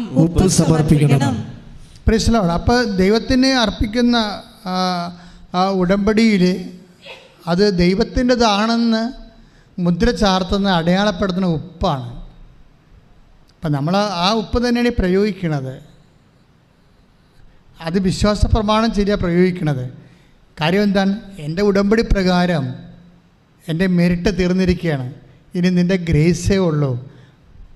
എനിക്ക് നീയാണ് എൻ്റെ അവസാനത്തെ ആശ്രയം. അതുകൊണ്ട് ആ ഉടമ്പടിയെ അനുസ്മരിച്ചുകൊണ്ടാണ്, വിശ്വാസത്തെ പ്രഖ്യാപിച്ചുകൊണ്ടാണ്. അതാണ് വിശ്വാസ പ്രയോഗമെന്ന് പറയുന്നത്. വിശ്വാസം നമുക്ക് കൈമാറുന്നത് വിശ്വാസ പ്രകാശനമുണ്ട്, വിശ്വാസ പ്രഖ്യാപനമുണ്ട്, വിശ്വാസ പ്രയോഗമുണ്ട്. ആ ഉടമ്പടിയുടെ ഉപ്പ് അത് ദൈവത്തിൻ്റെ രീതി അനുസരിച്ച് ഉടമ്പടി എന്ന് പറയുമ്പോൾ നമ്മൾക്കാണ് ഈ 90 ദിവസം. അത് ഒബേദ് ഹെരോദിൻ്റെ വീട്ടിൽ ഉടമ്പടി ഇരുന്ന ദിവസവും അയാൾക്ക് അനുഗ്രഹം ലഭിച്ച 90 ദിവസമാണ്. പക്ഷേ ദൈവത്തെ സംബന്ധിച്ചിടത്തോളം ഉടമ്പടി അങ്ങനെ ഒരു 90 ദിവസം അങ്ങോട്ട് ഇല്ല. ശാശ്വതമാണ്. നീ ഇപ്പോൾ ഉടമ്പടി ഉഴപ്പിയാലും ശരി, ഉടമ്പടി വീണ് പോയാലും ശരി, നിൻ്റെ ഉടമ്പടി ദൈവത്തിൻ്റെ കയ്യിലുണ്ടാകും. അത് കാര്യം ദൈവത്തിന് മരണമില്ലല്ലോ. ഒരു ഇൻറ്റേറിയം പീരീഡിലായിട്ടല്ല ദൈവം ഉടമ്പടി എടുക്കുന്നത്. ഉടമ്പടി നിത്യമാണ്. അതുകൊണ്ട് നീ വിശ്വസ്തത കുറവ് കാണിച്ചാലും ദൈവം വിശ്വസ്തനായിരിക്കും. എന്താ കാര്യം വെച്ച് കഴിഞ്ഞാൽ ഉടമ്പടി ഒരു ശാശ്വതമായ ബന്ധമാണ്. ശ്രദ്ധിക്കട്ടെ. ഹല്ലേലൂയ. 2 ദിനവൃത്താന്തം 13:15. 2 ദിനവൃത്താന്തം 13:5. ശ്രദ്ധിക്കട്ടെ.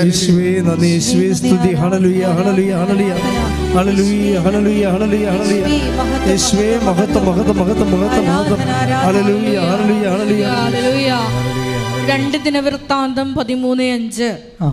ഇസ്രായേലിന്റെ ദൈവമായ കർത്താവ് ലവണ ഉടമ്പടിയാൽ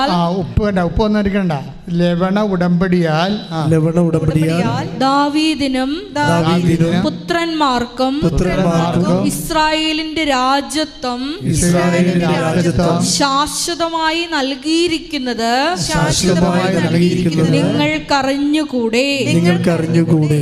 ലവണ ഉടമ്പടിയുടെ പ്രത്യേകത, ഉടമ്പടിയുടെ അടയാളമാണ് ഉപ്പ്. ആ ഉപ്പിൻ്റെ അർത്ഥം എന്ന് പറഞ്ഞാൽ എന്താണ്? ശാശ്വതമായ ബന്ധമാണെന്നാണ്. ശാശ്വതമായ ബന്ധം അത് നിങ്ങൾക്കറിയണമെങ്കിൽ നിങ്ങൾ ഉടമ്പടി വീണ് പോയാൽ പിന്നെ അയ്യോ ചില പറയും ഞാൻ ഉടമ്പടി ചെയ്യത്തില്ല. എന്താ കാര്യം? അത് വീണ് പോകും. വീഴട്ടെ മക്കളെ, കർത്താവിൻ്റെ കയ്യിൽ നിങ്ങളുടെ ഉടമ്പടി ഭദ്രമായിരിക്കും. കാര്യം എന്താണ്? ദൈവത്തിന് ഉടമ്പടി ശാശ്വതമാണ്.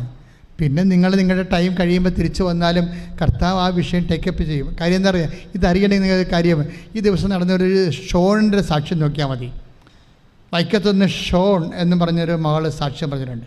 അവരൊരു കമ്പനി ഡയറക്ടറാണ്. അവരുടെ ഭർത്താവ് പണ്ട് അവർ പറയുന്നുണ്ട് സാക്ഷ്യത്തെ, പണ്ട് കൃപാസനത്തിനെതിരെ പ്രവർത്തിച്ചിരുന്ന, നമുക്കെതിരെ വരുന്ന ട്രോളൊക്കെ ഫേസ്ബുക്കിൽ ഒക്കെ ഷെയർ ചെയ്തിരുന്ന ആളാണ്. ഇത് കള്ളത്തരമാണെന്നൊക്കെ വിശ്വസിച്ചിരുന്ന ഒരാളാണ്. അപ്പം അതുകൊണ്ട് ഇതിനെ ആക്രമിച്ചിരുന്ന ഒരാളാണ്. അയാൾക്ക് വിശ്വാസം കുറവാണ്. പിന്നെ മദ്യപാന പ്രവണതകളും ആസക്തികളും കൊണ്ട് പല വിഷയം. ഇപ്പം കമ്പനിക്ക് ഇവർക്ക് 40-20 ലക്ഷം കടവുമായി.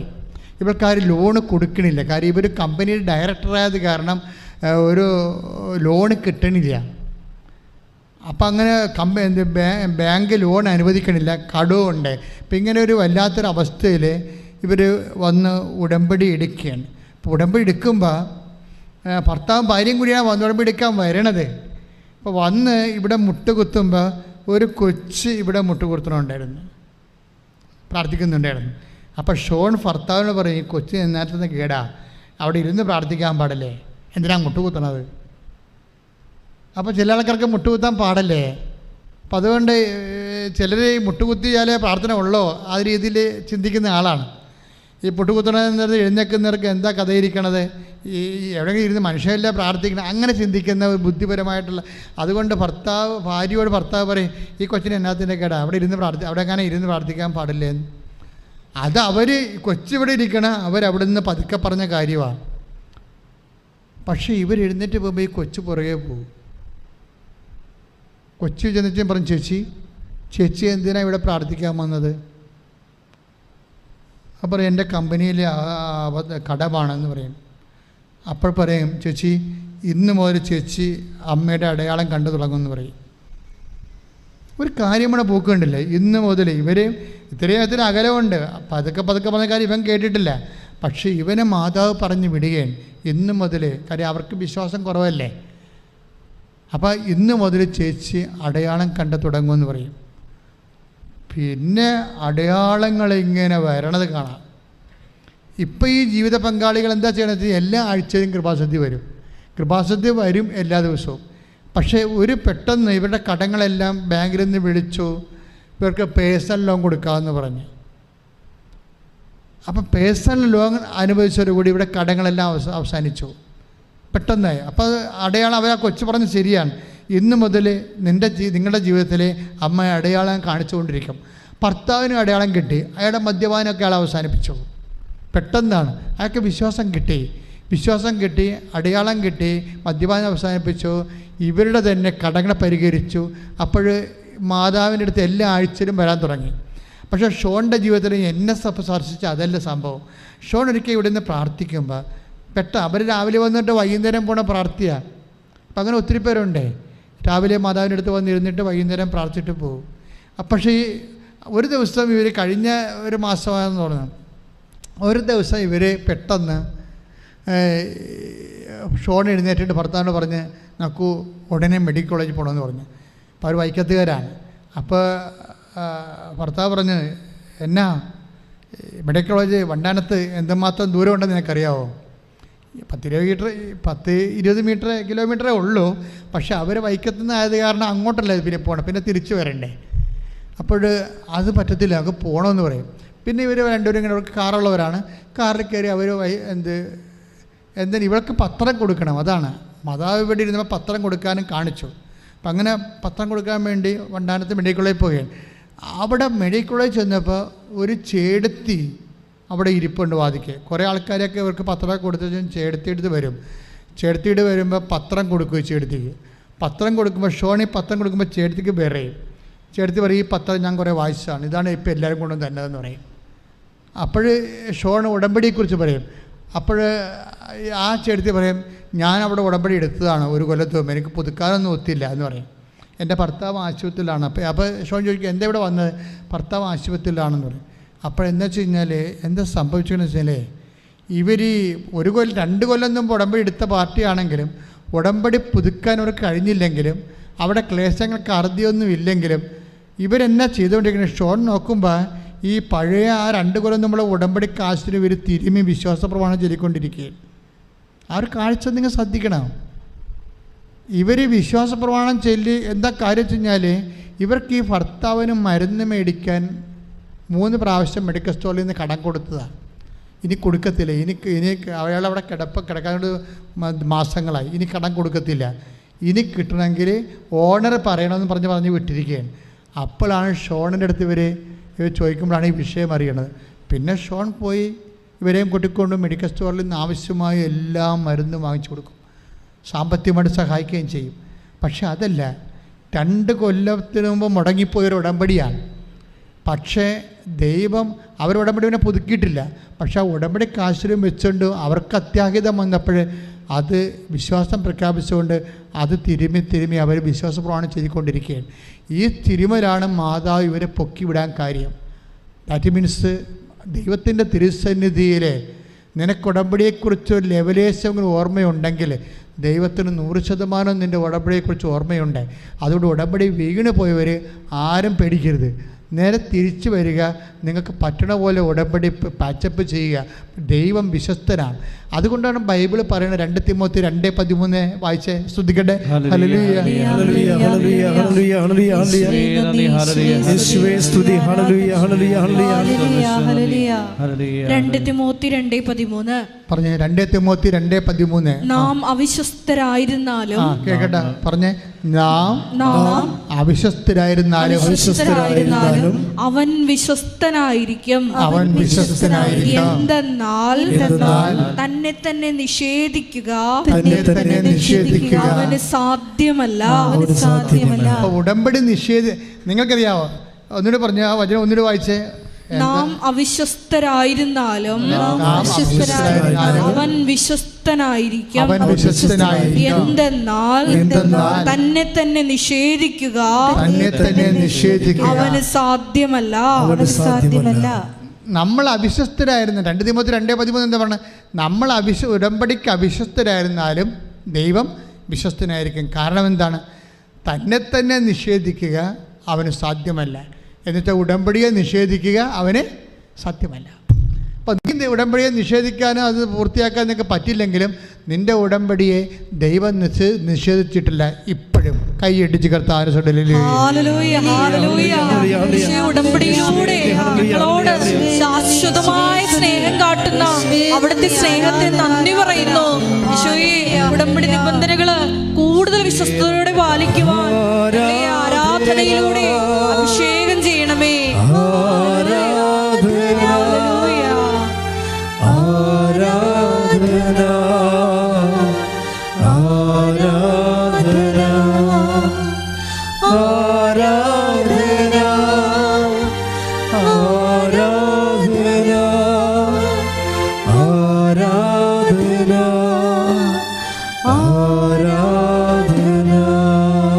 പരിശുദ്ധ പരമ ദിവ്യകാരുണ്യത്തിന് ഉടമ്പടിയുടെ ഉപ്പിനെ കുറിച്ചും ദൈവത്തെ അവകാശമായി കിട്ടുന്നതിനെക്കുറിച്ചും പറയുന്നത് സംഖ്യ 18:19. Take the word of God.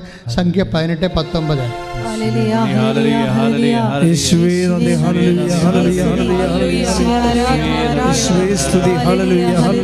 സംഖ്യ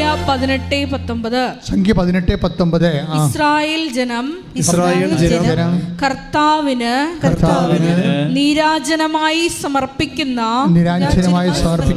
വിശുദ്ധ കാഴ്ചകളെല്ലാം നിനക്കും പുത്രന്മാർക്കും പുത്രിമാർക്കും ശാശ്വത അവകാശമായി ഞാൻ നൽകുന്നു.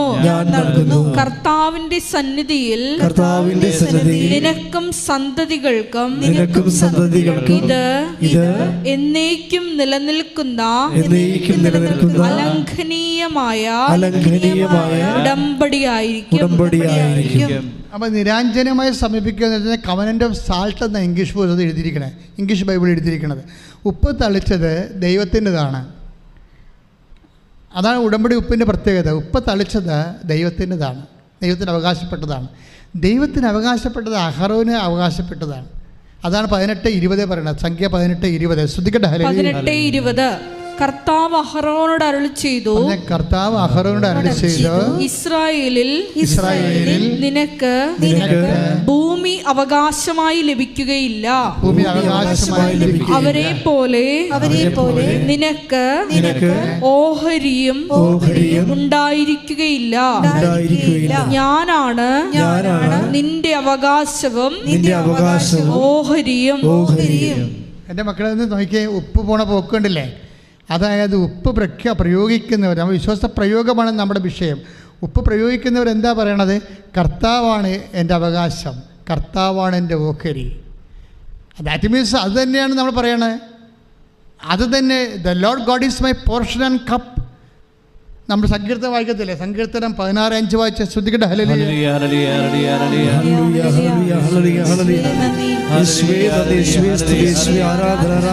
സങ്കീർത്തനം 16:5 കർത്താവാണ് എൻ്റെ ഓഹരിയും പാനപാത്രവും. പറഞ്ഞേ, കർത്താവാണ് എൻ്റെ ഓഹരിയും പാനപാത്രവും. എൻ്റെ ഭാഗധേയം അവിടുത്തെ കരങ്ങളിലാണ്.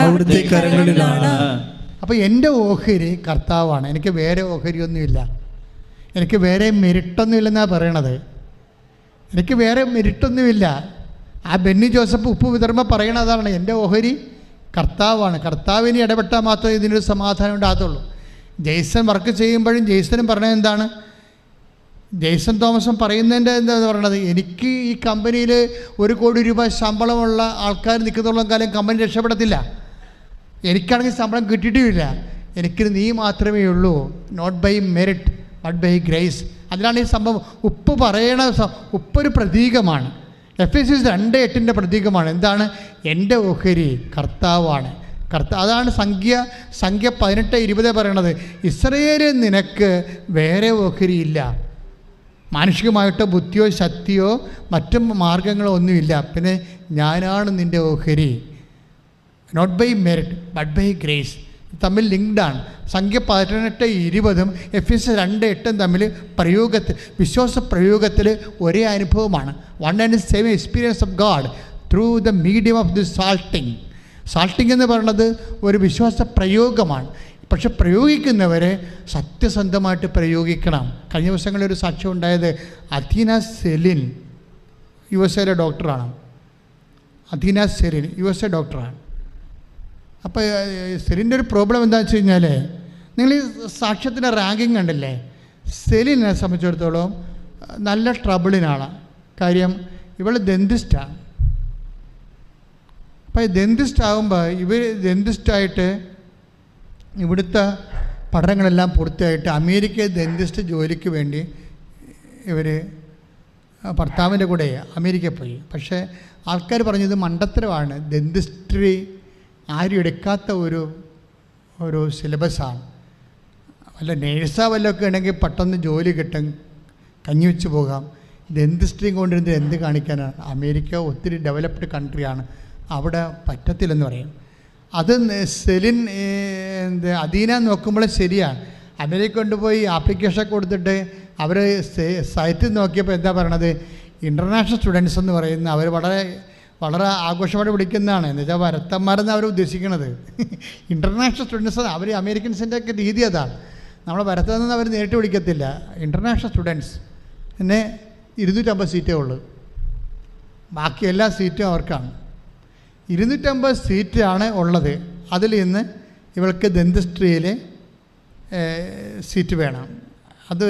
അതിന് പക്ഷേ ഇവർക്ക് ബേസിക്സാണ് ഉള്ളത്. അതിനൊക്കെ ബേസിക്സേ ഉള്ളൂ ദന്തിസ്ട്രിയുടെ. നമ്മുടെ പഠനങ്ങളാണ് ഉള്ളത്. അവിടെ ഇതിന് 250 സീറ്റിന് ജർമ്മനിയിൽ നിന്നും ഫ്രാൻസിൽ നിന്നുമുള്ള, അതുപോലെ തന്നെ മറ്റ് ഫിലിപ്പീൻസ് എല്ലാ രാജ്യങ്ങളിൽ നിന്നുള്ള 130 പേര് വരെ ആപ്ലിക്കേഷൻ കൊടുത്തിട്ടുണ്ട്.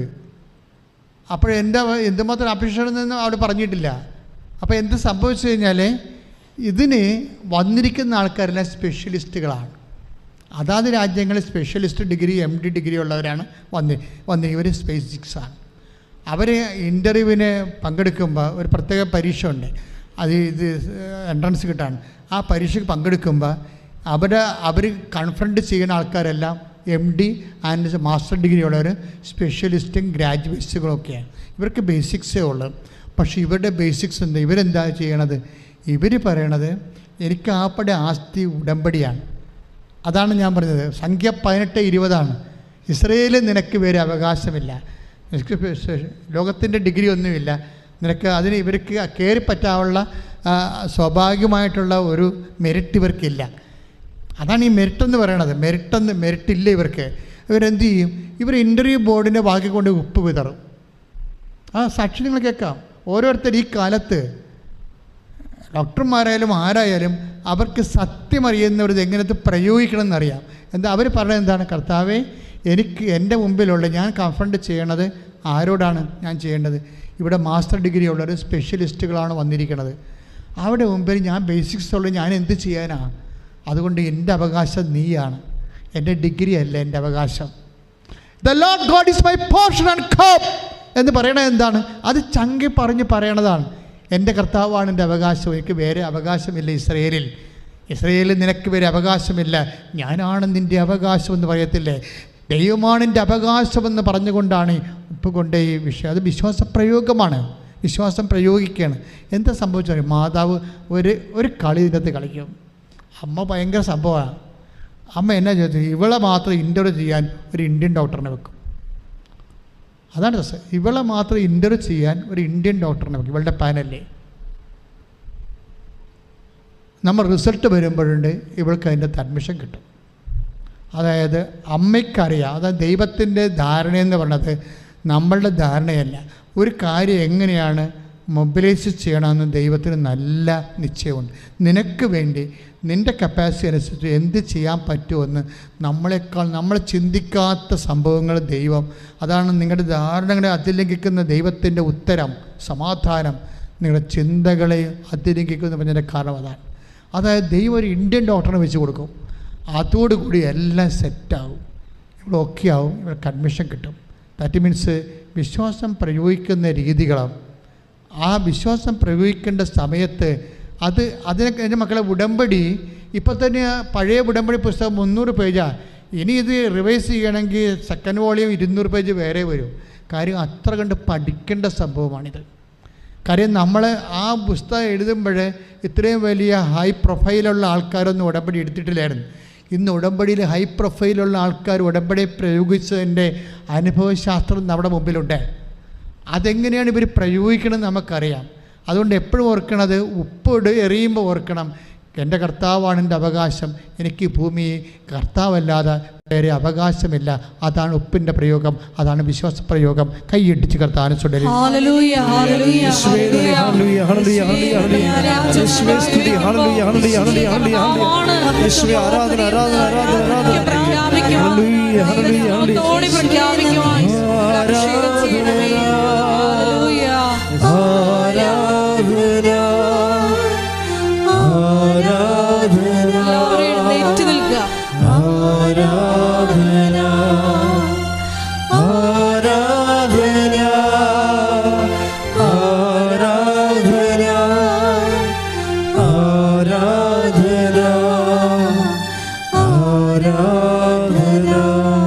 പരിശുദ്ധ പരമദിവ്യകാരുണ്യത്തിന്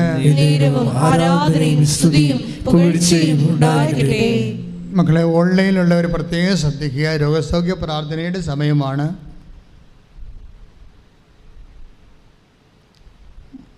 ഹാളിലുള്ള തീർത്ഥാടന ഉടമ്പടിയായിട്ട് വന്നിട്ടുള്ളവരും ശ്രദ്ധിക്കുക. നിങ്ങൾക്ക് രോഗമുള്ള അച്ഛൻ പ്രാർത്ഥിക്കുന്ന സമയങ്ങളിൽ കർത്താവിൻ്റെ ശക്തി നിങ്ങളിലേക്ക് ആവശ്യിച്ച് നിങ്ങളെ സുഖപ്പെടുത്തുന്ന സമയമാണ്. അപ്പോൾ ശരീരത്തിൽ മാറി മാറി കൈകളെ വെച്ച് വിശ്വാസ പ്രമാണം ചൊല്ലിക്കൊണ്ടേ നിൽക്കണം. നിങ്ങൾക്ക് രോഗങ്ങളില്ലെങ്കിൽ രോഗമുള്ള നിങ്ങളുടെ ബന്ധുക്കളും നിങ്ങളുടെ അടുപ്പക്കാരും അവരെ ഓർത്തിട്ട് അവരുടെ രോഗാതീതമായ സ്ഥലങ്ങളിൽ നിങ്ങൾക്ക് അവിടെ ശരീരത്തിൻ്റെ അവസ്ഥകളെ കണ്ടിട്ട് നിങ്ങൾക്ക് അവിടെ ഉദരത്തിലാണെങ്കിൽ ഉദരത്തിൽ, നെഞ്ചിലോ കഴുത്തിലോ എവിടെയാണ് അവരുടെ രോഗം അവിടെ കൈവച്ചുകൊണ്ട് നിങ്ങൾക്ക് പ്രാർത്ഥിച്ച് അവർക്ക് വേണ്ടി പ്രാർത്ഥിച്ച് സഹായിക്കാവുന്നതാണ്. അച്ഛൻ പ്രാർത്ഥിച്ച് തീരുന്നവരെ നിങ്ങളെ സ്തുതിച്ചുകൊണ്ട് നിൽക്കട്ടെ. സ്തുതിക്കട്ടെ. ഹല്ലേലൂയ. നല്ലവനായ ദൈവം, നിൻ്റെ ഉന്നതമായ നാമത്തിന് സ്തോത്രം ചെയ്യുന്നു. കർത്താവേ, നിൻ്റെ വിശുദ്ധ പൗരോഹിത്യത്തെ മഹത്വപ്പെടുത്തണമേ. കർത്താവേ, സഭയിലുള്ള സാന്നിധ്യം പ്രകടമാക്കണമേ. ഈശോ, നിൻ്റെ വിശുദ്ധമായ തിരുമുറുപാർന്ന വലതുകരം മക്കളുടെ ശിരസ്സിൽ വെക്കണമെന്ന് പ്രാർത്ഥിക്കുന്നു. നിങ്ങളുടെ സന്ധ്യബന്ധങ്ങൾ കർത്താവിൻ്റെ രക്തം നിറയട്ടെ. നിങ്ങളുടെ മാംസപേശികളിൽ കർത്താവിൻ്റെ രക്തം നിറയട്ടെ. നിങ്ങളുടെ രക്തഞരമ്പുകളിൽ കർത്താവിൻ്റെ രക്തം നിറയട്ടെ. നിങ്ങളുടെ രക്തഞരമ്പുകളിലും ശരീരകോശങ്ങളിലും ആമാശയത്തിലും അണ്ടാശയങ്ങളിലും കർത്താവിൻ്റെ രക്തം നിറയട്ടെ. ദൈവത്തിൻ്റെ കരുണ ചൊരിയട്ടെ. ഈശോ, ഉള്ളംകാലം മുതൽ ഉച്ചവരെ രക്തധമനികളിലെ ക്യാൻസർ കോശങ്ങൾ, സിസ്റ്റുള്ളവരെല്ലാം കർത്താവിൻ്റെ രക്തം, കരളിൽ വേദനയുള്ളവരെ, കരൾ രോഗമുള്ളവരെ, കിഡ്നി രോഗികൾ, കിഡ്നി ചുരുങ്ങുന്നവരെ കർത്താവിൻ്റെ രക്തം നിറയട്ടെ. കർത്താവ് സ്പോണ്ടിലോസിസ് അസുഖമുള്ളവരെ, പിൻകഴുത്തിന് വേദനയുണ്ട്, കണ്ണിന് കാഴ്ചക്കുറവുണ്ട്, അഡിനോയിഡിൻ്റെ രോഗമുള്ളവരെല്ലാം കർത്താവിൻ്റെ അകത്ത് നിരട്ടെ. കൈ സ്വാധീനമില്ലാതെ നടക്കാൻ പറ്റാതെ പ്രഷർ രോഗികൾ, ഷുഗർ രോഗികൾ, മക്കളില്ലാത്തവർ, ഗർഭാശയത്തിൽ സിസ്റ്റുള്ളവരെ എല്ലാം കർത്താവിൻ്റെ അകത്ത് നിറയട്ടെ എന്ന് പ്രാർത്ഥിക്കുന്നു. ശ്വാസകോശ രോഗികളെ, ഹൃദയത്തിൽ ബ്ലോക്കുള്ളവർ കർത്താവിൻ്റെ അകത്ത് നിരട്ടെ. അസ്ഥി വേദനയുള്ള, അസ്ഥിക്ക് മുഴയുള്ളവരെ എല്ലാം കർത്താവിൻ്റെ അകത്ത് നിരട്ടെ. 36 വർഷം അർപ്പിച്ച കുർബാനയുടെ യോഗ്യതയാണ്. മാരക രോഗങ്ങൾ, തീരാവ്യാധികൾ, സകല വ്യാധികളും യേശു ക്രിസ്തുവിന്റെ നാമത്തിൽ മാറിപ്പോകട്ടെ. ശ്രുതിക്കട്ടെ.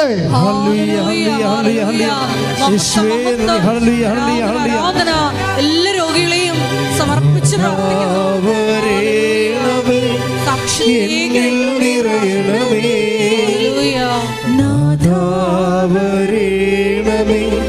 സൗഖ്യം നൽകണമേ, നാദാവരേണമേ, എന്നിൽ നിറയണമേ, നാദാവരേണമേ, സൗഖ്യം നൽകണമേ. പ്രിയമക്കളെ, ജോലിയില്ലാത്തവരെ വീണ്ടും പ്രാർത്ഥിക്കാൻ തുടങ്ങുന്നത്. ജോലിയില്ലാത്തവരെ, വീടില്ലാത്തവരെ, വീട്ടിലേക്ക് വഴിയില്ലാത്തവരെ, വീട് ഉറഞ്ഞു വീണിട്ട് റിപ്പയർ ചെയ്യാൻ പറ്റാതിരിക്കുന്നവരെ, വീട് പൊളിച്ചു പണിയേണ്ട അംഗങ്ങളുടെ എണ്ണവും കുഞ്ഞുങ്ങളുടെ പ്രായവും കഴിഞ്ഞപ്പോൾ വീട് പൊളിച്ചു പണിയാതെ നിവൃത്തിയില്ലാത്തവരെ, ഇതുപോലെ വെള്ളക്കയറ്റമുള്ള വീട്, ജീവിത സാഹചര്യങ്ങൾ, അവിടെ സമാധാനത്തെ പൊറുക്കാൻ പറ്റാത്ത അവസ്ഥകൾ, സാമ്പത്തികമായ കടങ്ങൾ, വരുമാനമാർഗമില്ലാത്തവരെ, കടങ്ങളും പലിശ കയറ്റവും, മറ്റ് അന്യാധീനപ്പെട്ടു പോയ സമ്പത്ത്, അതിൻ്റെ കയ്യിൽ നിന്ന് ഒരു കാരണവശാലും നഷ്ടപ്പെട്ട സമ്പത്ത് തിരിച്ചു കിട്ടാത്തവർ, അതുപോലെ തന്നെ വാടകയ്ക്ക് ഒഴിഞ്ഞു പോകാത്തവർ, വാടകയ്ക്ക് താമസിക്കുന്നവർ, അവരെല്ലാവരെയും സമർപ്പിച്ചുകൊണ്ട് പ്രാർത്ഥിക്കുകയാണ്. വീടില്ലാത്തവർ, ജോലിയില്ലാത്തവരെ, പരീക്ഷയ്ക്ക് റിസൾട്ട് പ്രതീക്ഷിക്കുന്നവരെ, പരീക്ഷ എഴുതാൻ പോകുന്നവരെ, പ്രൊഫഷണൽ പരീക്ഷയായാലും അക്കാഡമിക് പരീക്ഷയായാലും സ്കൂൾ പരീക്ഷയായാലും റിസൾട്ട് പ്രതീക്ഷിക്കുന്നവർ, അവരെല്ലാം ഓർത്ത് പ്രാർത്ഥിക്കുന്ന കർത്താവെ, വിദേശത്ത് പോകാൻ ഉദ്ദേശിക്കുന്നവർ, തിരിച്ചു വരാൻ ഉദ്ദേശിക്കുന്നവർ, അവർക്ക് വർഷങ്ങളായി വിദേശം ജയിലിൽ കിടക്കുന്നവരെ, ജോലിയില്ലാത്ത വിദേശത്ത് കുടുങ്ങിപ്പോയവരെ, വിസയിൽ തട്ടിപ്പിരിപ്പെട്ടിരിക്കുന്നവരെ, പണം നഷ്ടപ്പെട്ടു പോയവരെ, സാങ്കേതിക രേഖയില്ലാത്തവരെ, പഠനം നിന്ന് പോയവർ, പല യുക്രൈൻ ഉൾപ്പെടെയുള്ള രാജ്യങ്ങൾ പഠിക്കാൻ പോയവർക്ക് പഠനം നിന്ന് പോയവർ, മറ്റു രാജ്യങ്ങളിൽ പോകാൻ വേണ്ടി പരിശ്രമിച്ചുകൊണ്ടിരിക്കുന്നവർ, ജോലിക്ക് വേണ്ടി പരിശ്രമിച്ചുകൊണ്ടിരിക്കുന്നവർ, രാജ്യങ്ങൾ മാറാൻ വേണ്ടി പരിശ്രമിച്ചുകൊണ്ടിരിക്കുന്നവർ, പല രേഖ കിട്ടാത്തവർ, മക്കളില്ലാത്തവർ, വിവാഹം ഒത്തുവരാത്തവർ, കർത്താവ് വരുമാന മാർഗമില്ലാത്തവർ, എല്ലാവരും സമർപ്പിച്ച് പ്രാർത്ഥിക്കുന്ന, വിവാഹ മോചനം നേടാൻ വേണ്ടി കേസ് പറഞ്ഞുകൊണ്ടിരിക്കുന്നവർ, എല്ലാം ദൈവികമായ തീരുമാനം ഉണ്ടാകാൻ വേണ്ടി സമർപ്പിച്ച് പ്രാർത്ഥിക്കുന്നു. ശ്രദ്ധിക്കട്ടെ. Lord Jesus Christ, pour out His Spirit, touch with the fire finger, soak with the precious blood. എൻ്റെ കർത്താവിന് ഉന്നതമായ നാമത്തിൽ സഭയുടെ അധികാരത്തെ കുറിച്ച് അടയാളത്തിൽ ദൈവിക നാമത്തിൽ നിന്റെ തടസ്സങ്ങളും ദോഷങ്ങളും ഈശോനാമത്തിൽ ബന്ധിക്കുന്നു. ശ്രദ്ധിക്കട്ടെ.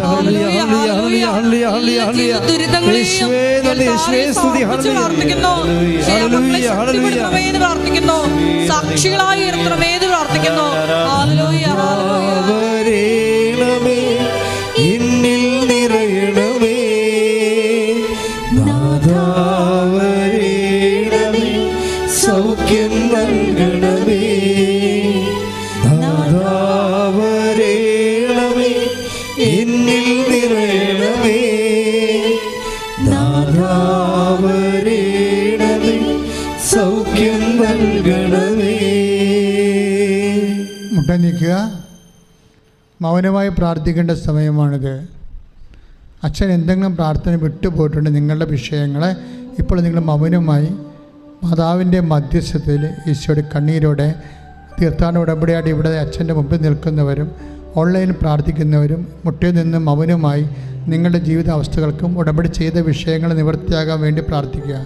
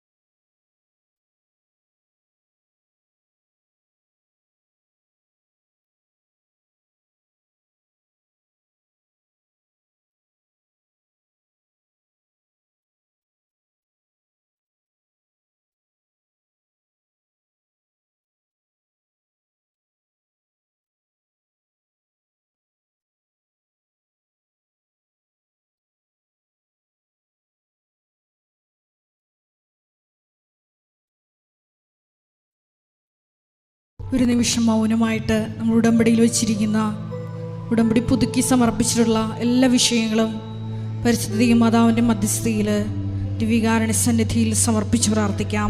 ഒപ്പം തന്നെ നമ്മളിപ്പോൾ നൊമ്പരപ്പെടുത്തുന്ന എല്ലാ വിഷയങ്ങളും ദിവ്യകാരുണ്യ അൾത്താരയിൽ ഇറക്കി വയ്ക്കാം.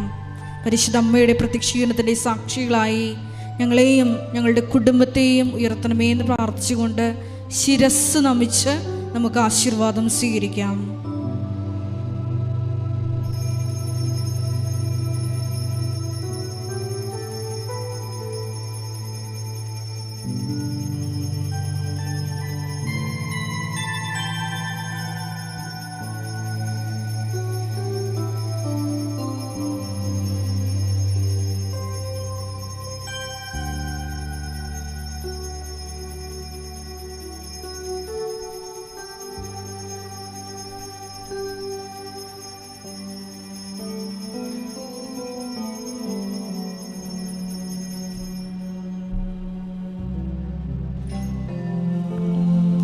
പരിശുദ്ധ പരമമാ ദിവ്യകാരുണ്യമേ, എന്നുമെന്നും അങ്ങേയ്ക്കാരാധന. പരിശുദ്ധ പരമമാ ദിവ്യകാരുണ്യമേ, എന്നുമെന്നും അങ്ങേയ്ക്കാരാധന. പരിശുദ്ധ പരമമാ ദിവ്യകാരുണ്യമേ, എന്നുമെന്നും അങ്ങേയ്ക്കാരാധന.